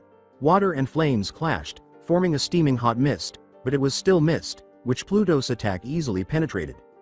Not only did the mist obscure his normal view of Pluto's dead scream attack, but the swirling energies of the two attacks also interfered with his new Sharingan's precognitive abilities, and by the time his new silver eyes could follow the trajectory of the attack, it was too late to avoid it. The only thing he could do was use his arms to shield his chest and face from a painful impact. Pluto and Neptune were unaware of this. Boom. Oh my god, that hurts like hell. If anyone who knew him well could acknowledge that he was excellent at fighting under crippling circumstances, then all he needed to do was recover from this flight. The cloak-wearing shinobi was sent hurtling toward the other end of the clearing, his front side sending more than enough pain signals to his brain to greatly affect him. Glaive surprise in silence. Mitsuki was only aware of Sailor Saturn's presence behind him after hearing that shout, and he tried desperately to make hand seals, only to discover that his arms were even more messed up than before. He could probably still do hand seals, but there was nothing he could do to stop the pain before it started. As the beam engulfed his body, he thought absently, well, this is going to be a painful experience. The cloud of dust from Saturn's attack was surrounded by the four senshi. Okay, it was successful, Chibi Moon exclaimed with joy. Pluto cautioned the senshi with the pink hair, don't let your guard down just yet. She is correct, said Sailor Neptune. I suspect he's not finished yet. When the dust cloud finally started to clear, the girls had to tense up so they could either make their own attack or avoid one. They were only shocked to learn that there was not a single body remaining in the clearing after having such thoughts. Where has Tasuki-sensei disappeared to? Chibi Moon asked, staring around at her fellow senshi in confusion. Do you believe that my attack was excessive? Even though he had told them not to hold back, Sailor Saturn's pale skin turned slightly green at the prospect of unintentionally killing their teacher and friend. No, there would at least have to be some remnants of his body that way. Maybe Uranus was right, and he was a Yoma. That's nothing but dust now. I still have a feeling that he's around here some. Kaden. Jutsu no Housenka. The senshi all managed to safely avoid the large group of fireballs that approached them, but that wasn't really the point of such a small attack anyway, and the sudden yell was all the warning they got. The other three women realized that Mitsuki's target was Sailor Neptune, who was separated from the others by the fireballs, but the four women realized that when they saw him leap above the trees, his form shadowed by the sun behind him, a glint exposing a familiar sword he grabbed from who knows where. The woman barely avoided a volley of kunai as Pluto was about to lead the younger girls back to help the water using senshi. But instinct prompted her to leap back suddenly. She spotted three more of the teenage boy in front of them, who were merely standing there, so the green-haired senshi assumed they were there more to keep them out of the way than to engage. Despite the shinobi's startling arrival, Neptune was able to quickly recover as she prepared her attack because she was too preoccupied with the enemy in front of her, or above her, to notice her comrade's predicament. In addition to the damage we just caused, Pluto informed us that Mitsuki hurt himself with that single lightning strike, and since he is wielding a sword, he is unable to perform those odd maneuvers. The water manipulator aimed at her descending opponent after sensing that her attack was fully charged. I just need to aim where it will be difficult for him to cut it with his sword. Go deep. However, that was not to be, as Neptune might have realized if the sun had not shadowed the brightly glowing sword. Her concentrated bomb of water shot straight for its target, more precisely his legs, so that even if he cut it, he would become unbalanced. Kei's Kazoo. The nin twisted once in midair, but as he faced the attack again, he swung his katana as if slicing an invisible foe in front of him, but instead he hit the deep submerge with a curved blade made entirely of wind. Splitting it in two, the water attack lost its cohesive sphere from the impact, becoming little more than a big splash, soaking the nin through. Of course, what kind of shinobi would allow themselves to be deterred by a little water? Neptune was shocked by her attack, which rendered her useless, and she was unable to recover before experiencing a searing pain on her head before her entire world went dark. The nin had a tendency to not watch his strength, so even if he had used the broadside, Mitsuki checked over the injured Senshi for a moment to make sure her injury wasn't too bad. When he saw that she was okay, aside from having a terrible headache when she woke up, he hurried toward the smokescreen provided by his recently dispersed clones. As he rushed through that smokescreen with his katana in hand, his silver Sharingans instantly assessed the stances, positions, and potential evasive moves of the 3 Senshi that were still alive, determining that Chibi Moon was the most vulnerable because she was the least prepared.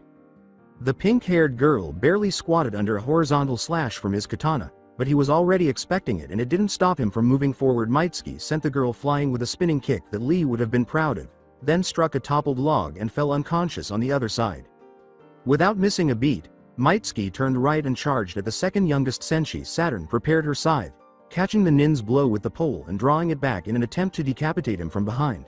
Unfortunately, she only managed to remove a few hairs from his head before a hard uppercut caused her abdomen to sag slightly, leaving her breathless. Pluto, the owner of the explosive, saw the silver-eyed nin caught in the attack and couldn't help but smile a little in relief, but Mitsuki was too preoccupied with another attack in the form of an explosive ball of purple energy to notice the girl fall to the ground gasping for air. But he must be finished by now, she said to herself, but he almost got all of this. That was too close. It would seem so, wouldn't it? It was clear from the condition of his cloak and the sight of some burns where his skin was showing that he hadn't escaped unscathed, but the fact that he was standing there at all was startling enough. The green-haired woman instantly leapt forward, twisting simultaneously to face the same silver-eyed teen in front of her. And the Time Guardian Senshi was utterly stunned, for once. YH, how did you? Even though he was laughing at her shocked expression, Mitsuki knew it took a lot to accomplish that. Kawarimi no Jutsu, he said simply, as if that clarified everything. Allows a shinobi to switch with another object or person, like a log. Check it out for yourself. When the woman turned around, she saw a charred log. Logged. Don't own NTAS. Where a stumbling sailor Saturn was struggling to catch her breath. With his fingers less than an inch apart, he continued, I have to admit you were this close, and I barely escaped the full force of the explosion. However, I believe that this is now over. The green-haired woman's subtle glance around the room caught the disguised shinobi's attention, but he wasn't at all uneasy about it. Rather, he became a little alarmed when she turned back to face him. After all, it wasn't often that the normally calm and uncommunicative Senshi would smirk at you, no matter how slight. This is not as over as you may think, Mitsuki-san. What? His wise reply was, I didn't understand until he heard the faint sound of a round object moving through the air. Fuck. But that wasn't the end of it, the young shinobi realized. As he heard a familiar voice yell out a familiar attack he really didn't want to deal with. He made a last-ditch effort to get Kawarimi out of the way, but it was too late to avoid the watery projectile, sending him sliding through the hard earth. Wide-ranging sparkling pressure. As he recovered quickly from the last water attack, Mitsuki tried to avoid the ball of concentrated lightning, and he was largely successful. In fact, the attack's brief contact with his calf would have normally resulted in a numbed appendage and minor electrical burns that his tenant could have easily healed. Usually, the boy with the silver Sharingans would not be soaked in dripping wet clothes, but in these situations, the cloaked boy was left with a much more startling impression. Pluto, Saturn, and the still recovering Chibi Moon managed to recover from the unexpected turn of events in time to witness 5 individuals rush towards Mitsuki, who was now slumped on an upright tree trunk, before swiftly leaping away once more. At that moment, the 3 of them were able to clearly see the new arrivals as they approached them. The final girl standing next to Sailor Neptune, Sailor Jupiter, had a pleased grin on her face, having wanted to do that to the shinobi all day. Sailor Moon and Venus both held a bell up in the air with triumphant smiles, while Sailor Mercury did the same, albeit with a more muted smile. Sailor Mars' lips spread in a satisfied smirk as she held a 4th bell, and Tuxedo Common held up the 5th bell, his other arm wrapped over the shoulders of the blonde with the bun. You're all okay.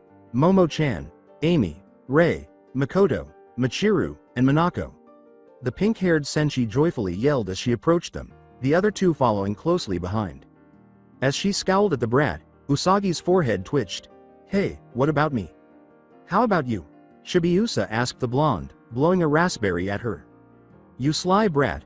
Before the 2 started to argue, Setsuna interrupted, saying, It is fortunate to see you all still well. However, it appears that there is still one of us currently absent.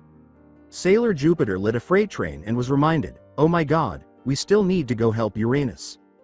Jupiter, I don't think we need to worry too much. Michiru gestured to the shinobi still hunched on the tree and said, if this Mitsuki is the real one, Then all she's dealing with are some copies that disappear in a hit. Haruka-chan is strong. Before they heard a low laugh from none of the girls in the circle, the others were clearly at ease with the sea-haired woman's reasoning. You would like to believe that, wouldn't you? Mitsuki asked them, but he kept his head down because he didn't want to show a mistake on the face part and the genjutsu was becoming tiresome. What do you say? It may be the only other clone technique I know, and it's more difficult for me to use, but it complements my Kage Bunshin perfectly, he said in response to Mars' question. After all, a clone is a very useful tool in combat when it can withstand nearly as much damage as the original. They were all stunned and unable to speak when he described his recently disclosed method, but it didn't take a genius to see what was on their minds. Oh no, Haruka is in danger. You'd better hurry, or who knows what might happen to that tomboy. As Sailor Neptune ran through the forest to the test's first stage, worry overcame her intense desire to beat the shinobi leaning on the tree. For that remark, the other senshi wasted no time in pursuing their comrade to rescue the lonesome outer senshi. As he slowly got to his feet, leaning on the tree for support, the shinobi thought, I wonder how they're going to react to the trap I put Haruka in. He knew his clones could handle the remainder of the test from here, since only perhaps 10 minutes remained at most, so for the time being he was happy to let Kyuubi's Yukai do its work. Fuck. I'm still not totally healed yet. This is why I fucking hate lightning. It takes way too damn long to heal fried muscles and nerves. Returning to the senshi, they were now observing something that would remain in their memories for a very long time. Ah, I see that you all made it for the finale. Excellent. The 10 girls watched as a Miduski clone emerged from behind a tree, exposing only his red demonic slit eyes and his old manner of covering his face. How does this fit for a finale, though? He questioned, patting the circular wooden tub beside him. It was enormous, about 8 feet across, and the walls were the same height, so they couldn't see anything inside it save for a few steam bubbles rising above it. However, that was not the thing that most attracted the attention of the senshis. That place was set aside for the sight of Sailor Uranus, gagged, wrapped in rope, and hanging upside down by another rope tied to the tree branch, just a foot away from falling into the mystery mixture, with the shinobi being so kind as to tie her so that the skirt did not hang down either. With a tone of ferocity that is not typically associated with her, Sailor Neptune was the first to respond. What did you do to Haruka-chan?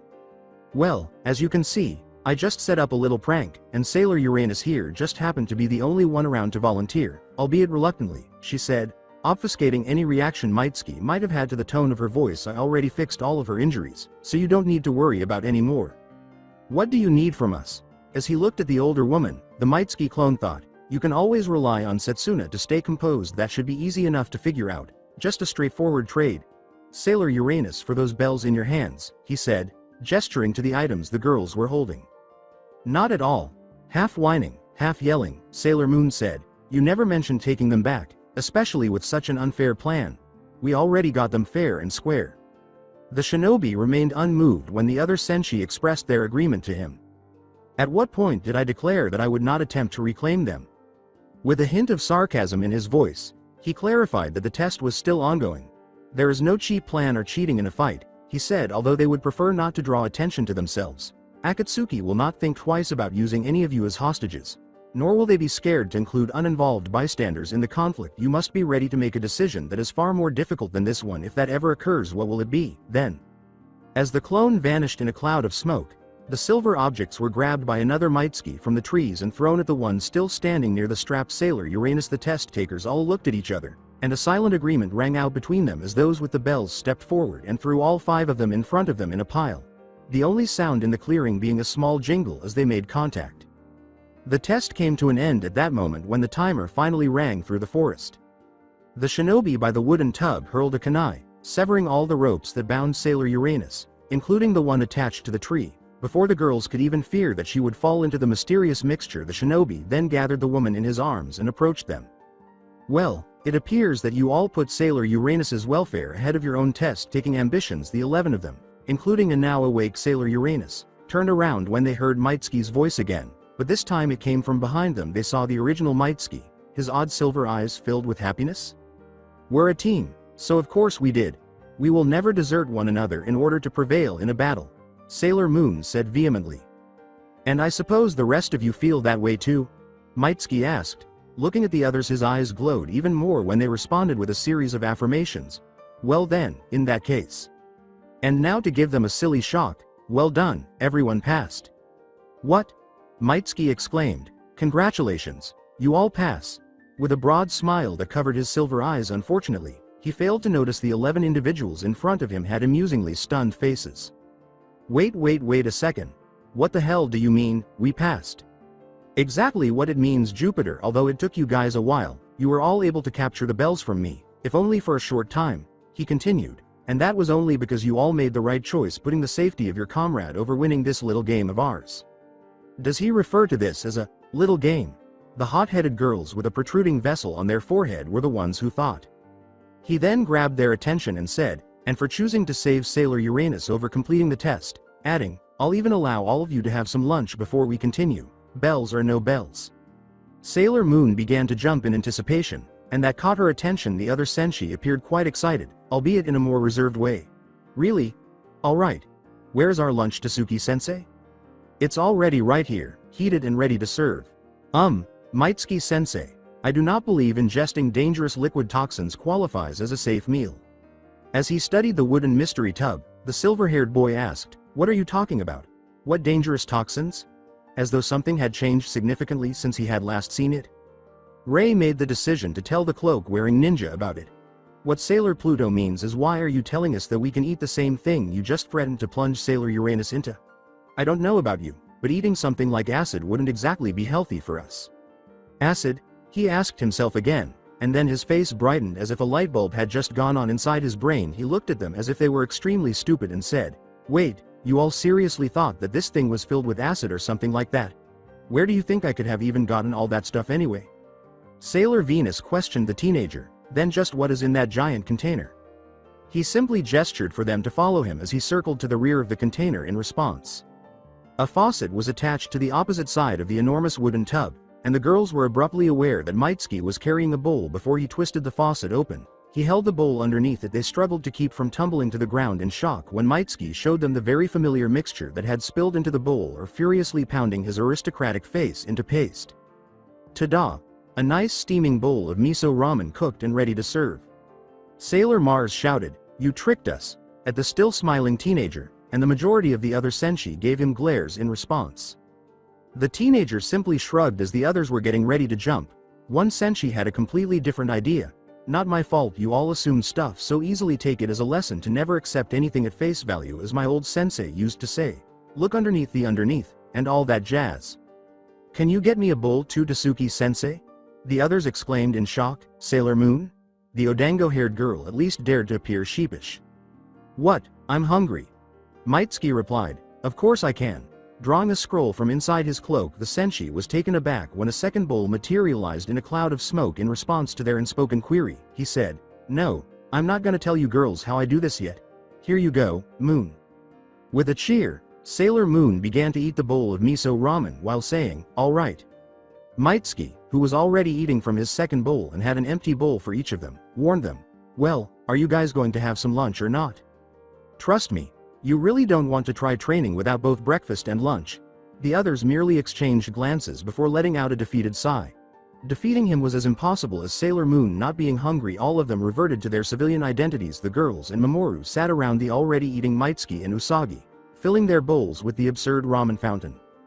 Light conversation quickly began to pick up, but Chibiusa couldn't resist asking the quintuplet what they all imagined when Mitsuki mentioned the genjutsu he used to knock out the girls and Mamoru. Momoru began, recalling the memory with a nervous expression. Well, I imagined that Yusako-chan was dying in front of me. She had injuries all over her and was bleeding a lot. Usagi hugged the college student and said, Well, don't worry about it anymore, I'm right here and not going anywhere. The student promptly gave it back. The "ah" from the blonde senshi of love was audible to all. Mitsuki gazed at the two, his face displaying a great deal of guilt. I'm sorry about that. Mamoru, I guess I shouldn't have done something that extreme just to knock you out. Mamoru apologized and waved it away. No, that's alright. Mitsuki-sensei, it was a fight. At least now I'm better prepared to deal with it if a situation like that arrives. The blonde girl with Odango hair blanched when Chibiusa said, So Usagi, what happened in your illusion? It's not important. Nope, nothing important at all. However, Minako was not going to take that lying down. She leaned over Usagi, who was starting to feel a lot of pressure, and said, Come on Usagi. As the leader, you need to set an example and admit your fears. Come on, tell us. She turned her embarrassed gaze away from the circle. I was being chased by a bunch of ghosts, and I mean a lot of ghosts. They were all over the place and they were huge and went through the trees, and then all these pale hands were trying to grab me, and then Rei cut off the blonde's tirade before it could get going, eating from her own ramen bowl with the poise that Amiko is known for. Typical for the meatball head to have something so ridiculous scare her so badly, she said. Usagi, however, gave the girl with the black hair a fierce glare. What was that, you fire witch? If you're so brave, then how come you got knocked out by your illusion too? Usagi replied. Mitsuki glanced at both of them, remembering his own quarrels with a rival. Hey, their arguments remind me of the times that I used to fight with Sasuke Teme. It makes me wonder if Kakashi was able to successfully reclaim him after I used that jutsu. Because unlike you, the subject of my illusion was actually something frightening. Minako exclaimed. Oh, something that managed to scare Rei. With excitement. I've got to hear this. Mitsuki could tell that the others were wondering what she thought. Even though they didn't say it out loud, the Magen Narukumi no Jutsu was only a D-rank illusion because, among other reasons, he had no control over the subject of the illusion, and it wasn't a jutsu that would make anything particularly frightening. In fact, even he was unsure of what it was. Rei put her bowl of ramen in front of her and sighed, realizing that everyone was watching her. It was similar to Mamoru's, although all of you were there. It was pretty bloody, but the worst part was who was attacking you guys. Minako persisted in her inquiry. Who was it? The blonde girl's inability to remember the name of something as significant as his hunters made Mitsuki's eye twitch a little. The Dark Kingdom? Those aka something guys? It was the Kyuubi. Mitsuki and the other members of the circle stared in astonishment at the flame-wielding senshi. Now, Makoto assumed the role of the Inquisitor, her eyes gleaming with concern. Well, you've already seen the kitsune in your vision. It couldn't have been that bad, right? Rei gave a headshake. Then, it was only a quick still flash, like a photo, but this time, I could see how it moves, how it attacks, how it kills. It looked so real. Although Rei appeared to be doing well on the outside, Mitsuki took great pride in his ability to read people's emotions. As the high school student recollected the incident, the fire in Senshi's eyes revealed the growing fear. The Sharingan wielder with the silver hair was taken aback by how powerful his genjutsu seemed. Since my genjutsu was only a D class, it shouldn't have had this significant of an impact. Perhaps it's because I crafted it with the Sharingan instead. It might help explain the power of Itachi's Tsukiyomi. Mitsuki returned her attention to Rei, who was staring down at her partially consumed bowl of ramen. He decided he needed to input something because he could see that everyone in the circle appeared somewhat alarmed by what Rei had seen. You don't have any reason to be afraid of that fox, Rei. The girl with the black hair glared up at him. And who told you that I was afraid, Mitsuki? Your eyes did, was his response, drawing an inquisitive glance from her and the others. In his final good guy pose, Mitsuki sat down and said, I've learned to read a person's emotions based on their eyes. A highly useful skill at times, but that's not the point. The point is that I'm not going to let you girls have to worry about that fox. I'll protect all of you. It's a promise of a lifetime. Some of them giggled, while the others just smiled. Rei simply stared at him, attempting to understand how he could be so casual about such a topic. Usagi abruptly got to her feet, attracting the others' attention as she gestured to their present sensei. Well, just you wait, Tsuki-sensei. Pretty soon, you'll be the one needing us to save your butt from trouble. Huh? Was his astute response. Finally, Mamoru said, Yusako-chan is right. The reason we're all training with you like this is so those Akatsuki guys can't get to you. None of us want to see you risking yourself just for our sake. As our friend, we want to be able to help you as well. With a pout, Usagi said, Mamo-chan, you messed with my heroic speech. Mitsuki and the others laughed. The teenager wearing the cloak took out a stack of papers from inside his cloak once everyone had calmed down a little. He takes the top piece of paper and turns it over so that everyone can see an odd ink drawing on it. Anyway, this piece of paper right here is the reason why none of you have to be scared of that fox. I told you I wasn't afraid. Mitsuki shot back, swallowing his laughter at the fire girl's apparent warming up. I never said it was you, Rei, he said. Before posing the query that was on everyone's minds, Amy took a curious look at the odd drawing. Excuse me, Mitsuki-sensei, but what makes those pieces of paper so valuable? Does it have something to do with the symbols drawn on them? He gave a nod of approval. Yep, that is exactly right. You see, these drawings turn these otherwise plain pieces of paper into powerful sealing tags. I'm not going to get into the complicated process of fuinjutsu that goes into making these, as that would be too boring. The teenager wearing a cloak's excuse caused others to fall. What you do need to know though, is that these sealing tags will be the only weapon you need against that fox if it ever shows itself. And why is that? Mitsuki thought, damn, for all the times Amy was curious. I need an excuse for the time being, but I do need to make a note to see if she has good aptitude for seals. He clarified the term for some of them, referred to as usagi, by saying, well Amy, these tags are specially made to restrict and control the fox's yukai. Its power. Just place these tags anywhere on the body and it'll weaken the fox and contain it, for lack of a better word, making it more than harmless if you can. The most effective areas are the head and stomach, but any place will help. Astonished by the power of those drawings, Amy took a fresh look at the seal tags. At least she appeared willing enough to give it a try. The shinobi observed, wow Mitsuki-sensei, those things are incredibly useful. Do you think it will be possible for you to teach me how to make those? I could, but Fuinjutsu is a very difficult concept to grasp, let alone master, and its combat capabilities are limited considering the tight schedule we're on. Perhaps later on I might be able to give you a few lessons if I feel you guys are advancing quickly enough. Amy nodded her head in agreement, seemingly accepting that explanation. However, Minako abruptly showed up next to the girl with the blue hair, putting an arm around her shoulders as if she had had enough of the solemn conversation. Enough of all this serious talk of monsters and seals and back to the important matter we were discussing before. I think we left off on Ami's turn to share her illusion, right? Two girls were thinking deeply, unaware of the same person, as the blue-haired girl blushed in shame at the reminder of her illusion, making everyone around her laugh. Still thinking about what he had said, the black-haired ninja was glancing at the silver-haired ninja who was laughing out of the corner of her eye. Laughing with us and claiming to protect us. He's definitely not your average ninja, is he? Even though it's clear that he has experienced that thing before, he can make such a bold promise. Additionally, the fact that it originated from wherever Mitsuki-sensei came from and how it got here is still present. What that illusion showed me could not have been real. When Rei considered the information she had omitted from her account of the illusion or vision, she realized that she was no longer able to identify it. And that was the fact that Naruto had been the one occupying its place prior to the Kyuubi starting its attack. He did have those marks on his face, which after all looked like whiskers, and the fire senshi had to wonder if her Miko-derived senses were warning her that something was wrong, but she simply couldn't accept Naruto, who is a good-hearted person, being the fox. Two so dissimilar things could never truly be the same, could they? Makoto was formulating a response to one of her own questions while Rei was attempting to answer that one. She was examining her ramen bowl as though it were a crucial clue in a murder case. Are Mitsuki-sensei and Naruto the same person? Their love of ramen, their ability to fight, and their carefree attitude are just a few of their many commonalities. In addition, they both entered our lives at roughly the same time. Nevertheless, they differ greatly in appearance, and Mitsuki-sensei behaves more solemnly than Naruto. However, didn't we all agree that he was concealing his true appearance? The only option available to me is to confront him about it, but should I do so in front of the others? Perhaps Mitsuki or Naruto have a motive for keeping it a secret.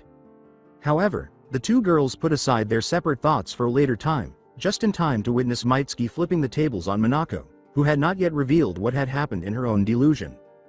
In any case, the two girls thought to themselves, I'm going to learn this secret. After breaking the illusion, Mitsuki, now Naruto, took off his trench coat and hung it in his closet in preparation for a shower following yet another demanding training day. However, he had just taken off his shirt when he suddenly realized that the Kyuubi was once more awake. Hey there Gaki, so how did that test of yours go? What have you been up to all day, Kyuubi? It's only when I use your yukai that you sleep this long. There's no use getting your hopes up if it turns out to be false. I was just looking up on something. It's nothing you need to concern yourself with. Knowing that he would not get anything more from the kitsune, the blonde-haired teenager snorted at his excuse. In any case, the test proceeded as smoothly as anticipated. Nevertheless, something did go wrong with the genjutsu I employed. Can the Sharingan increase the effectiveness of genjutsu beyond what is typically used? Huh, well yes, it does make genjutsu more effective on a person, although only when you use eye contact to trigger it. Otherwise it's mainly a boost to more easily craft them. You know, before I used one on them, that would have been fantastic information. Naruto screamed at his renter. No need to get angry at me, you're the one who had a sensei with a Sharingan. I would have thought you'd know such basic information by now. Judging from the fact you aren't in a major panic, it doesn't sound like anything really bad happened anyways. Sitting on his bed, Naruto gazed into a void filled with sighs. Perhaps nothing too serious, but Rei ended up seeing me lose control once more. She claimed to have witnessed me or you murder the others. And I can tell that this upset her. I could even see that it was causing concern for the others. No matter how much I try to deny it, it hurts that she and the others are afraid of me, Kyuubi. For a few seconds, the Kyuubi was silent as he considered the news that had been delivered to him. It isn't you they're afraid of, Naruto, only the Kyuubified you created by my yukai. But I'm still me. He slammed his fist on his nightstand and yelled, as loudly as a thought can convey yells, I still have you inside of me. The person that everyone believes to be a nasty demon. Some ninjas, who at least understand the fundamentals of Fuinjutsu, will not be persuaded by the simple statement that I contain you but am not you, and they will hail my father as a hero. If I told regular people who I am, what would they think? Kyuubi's harsh response, so you truly have so little faith in them, caused Naruto to wince at the rage in his voice. Let me tell you, cowardice is not something I expected to be a part of a student of mine. Kyuubi, I'm not a coward. Only a coward would be so afraid of their own friends for someone who holds so much importance in his bonds.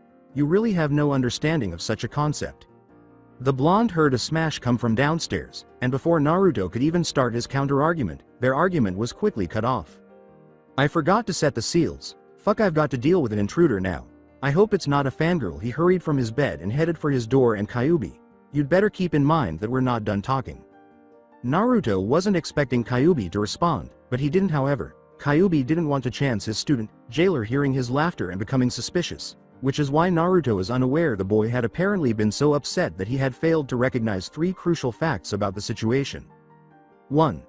The senshi were permitted entry to his home as guests, but he had not forgotten to set up the seals. 2.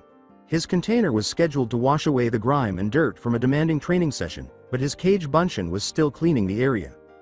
3. Well, Naruto hurried down the stairs and headed for the kitchen, where the smashing sound was coming from. He started to rant, but was interrupted when he realized who was, or were, to be more specific, standing in his kitchen. Alright, whoever you are. Sneaking around here is not a good idea, so you'd better get out of here, Rig. Makoto. After completing his training with Mitsuki-sensei, Makoto made the decision that there was no better moment to discover if he was Naruto after the teen wearing the cloak left. Makoto gave the others an excuse and headed for Naruto's house in the hopes of surprising him, and if he wasn't Mitsuki, well, if they cross that bridge, the girl with the brown hair will figure that out.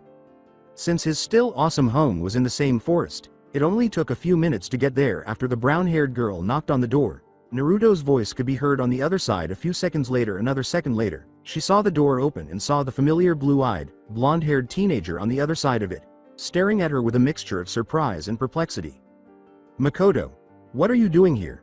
She made the decision to respond with a more subdued approach, making a fake angry face. What's that supposed to mean? You didn't want me here. Makoto concealed her sheepishness at the terrible justification the senshi had offered him to justify their training sessions. No, it's not that. I just didn't expect you to come here at this time. Didn't you guys say you were doing some strenuous activities and needed to rest afterwards? Rather, she gave the blonde a joyful smile. Well, I wanted to check up on you. I didn't want you to feel we were ignoring you or anything. This is just something really important we have to do. So, are you going to let me in or do I have to wait out here? Man, I hope the boss notices that someone is here, the clone hoped, shutting the door behind her. Oh, sorry about that. Sure, come on inside. They entered the kitchen together. Do you want a drink or something, Makoto? I was just getting ready to make dinner. Sure, if you have any tea that'd be great, coming right up. The clone Naruto, who Makoto was unaware of, arrived with a cup of tea for the lightning senshi in a matter of minutes. She thanked him, took a sip, and set it down as Naruto began retrieving pots and other items from the pantry. So, was there any other reason you came to see me, Makoto? And this was the momentous chance. After taking a deep breath, she put down her teacup and got ready. Well, there was one question that I needed to ask you. He uttered the words, fire away, without looking back. Do you know anything about a person named Mitsuki? Clank. When he realized he had dropped the pot he had been holding, Naruto turned to face me and rubbed his head sheepishly. I'm sorry, but could you repeat that question? I don't think I heard you right. The brown-haired girl was almost certain of her response after seeing the blonde's reaction. No, I think you heard my answer perfectly, Naruto, or is it Mitsuki-sensei? Makoto had to acknowledge that he was a talented actor. His perplexed expression nearly led her to believe that he was genuinely unaware of her question. The words, I'm sorry, Makoto, but I really don't know what, were cut short when he heard footsteps and a door closing upstairs. Okay. Whoever you are, you'd better leave now because sneaking around here is not a good idea. The kitchen door flew open, revealing a second Naruto who was suddenly shocked and angry. Makoto. A knife could cut through the stifling silence between the three of them as the girl glanced between the two copies of the blonde. After a minute, the Naruto she had been sitting with slapped his forehead, breaking the silence. Way to go, boss. Screwed this up pretty badly, didn't you? I mean, What made you so unfocused you couldn't even tell it was Makoto? The Senshi was startled to see a familiar projectile imprint into a cupboard as Naruto turned into a puff of smoke. The actual Naruto, who had thrown it, simply sighed and squeezed the bridge of his nose. He turned back to the girl who was now standing and said, "Stupid clones. They always got to be so sassy when doing tasks not related to fighting." But when she didn't answer, Makoto approached her and waved a hand in front of her face. "So I guess I do have some explaining to do. Huh?" he asked. "Yoo-hoo, are you there? Anybody home?" the blonde asked, hoping his little stunt hadn't scared her too much at that moment, but he didn't bother to look down at himself until he saw the escalating shades of red on her cheeks.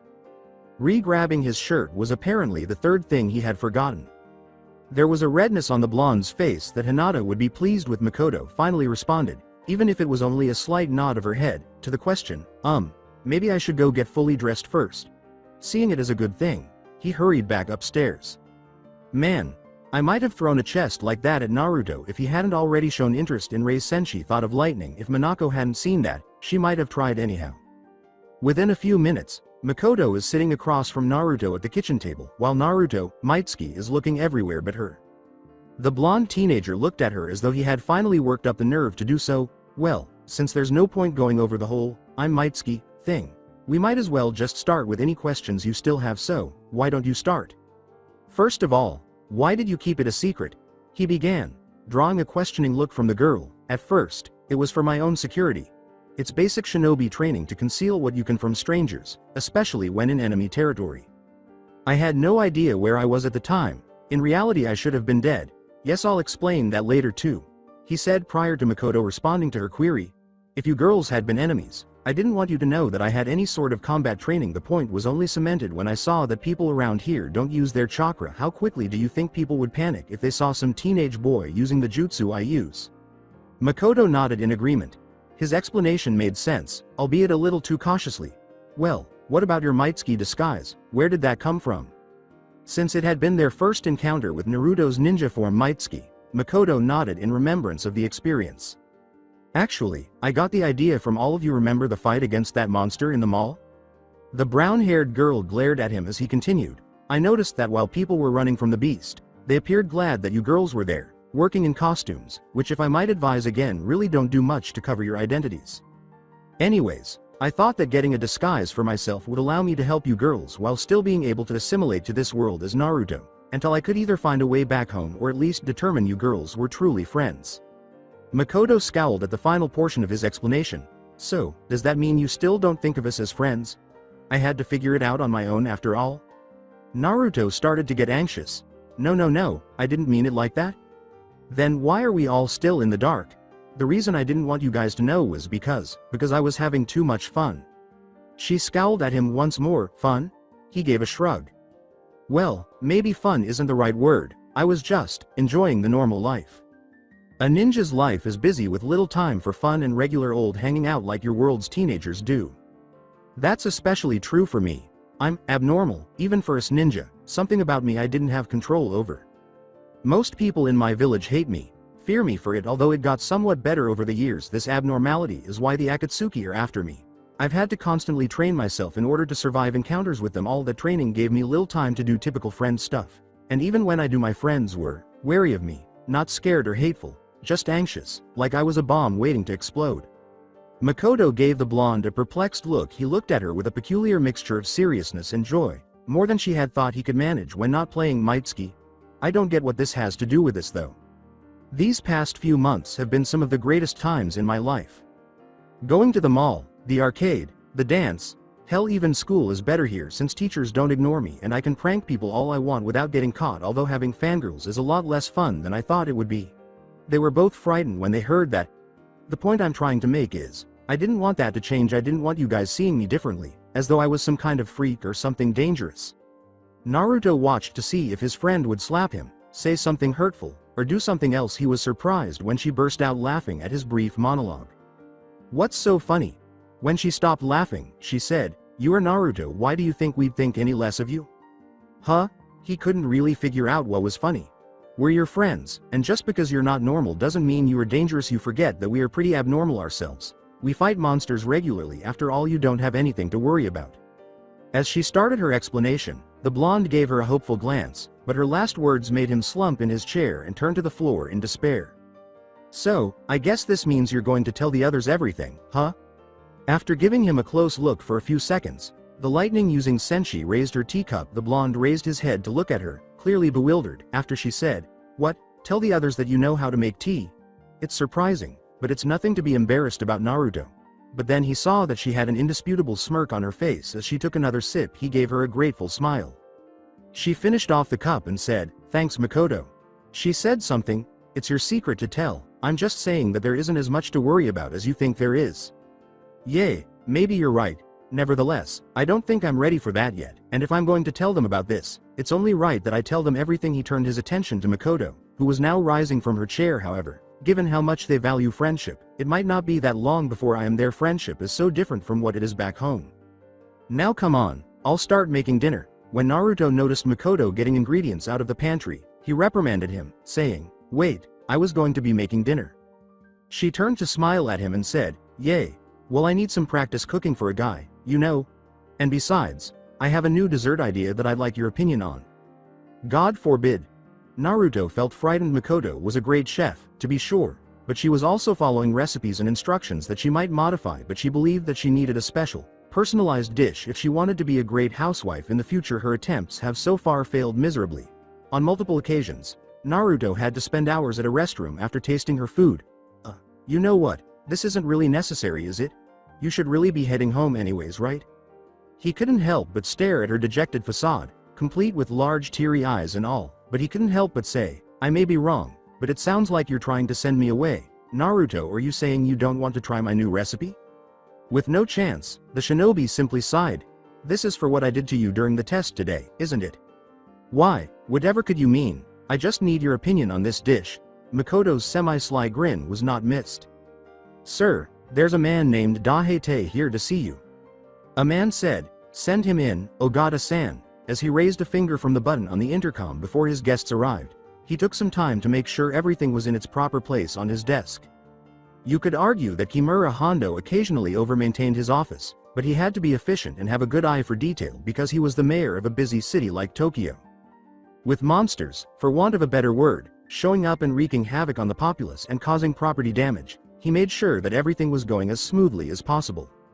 Since that monster at the mall appeared a few months ago, Kimura's hopes that such strange occurrences had been resolved after a long break with no strange beasts roaming around have been crushed.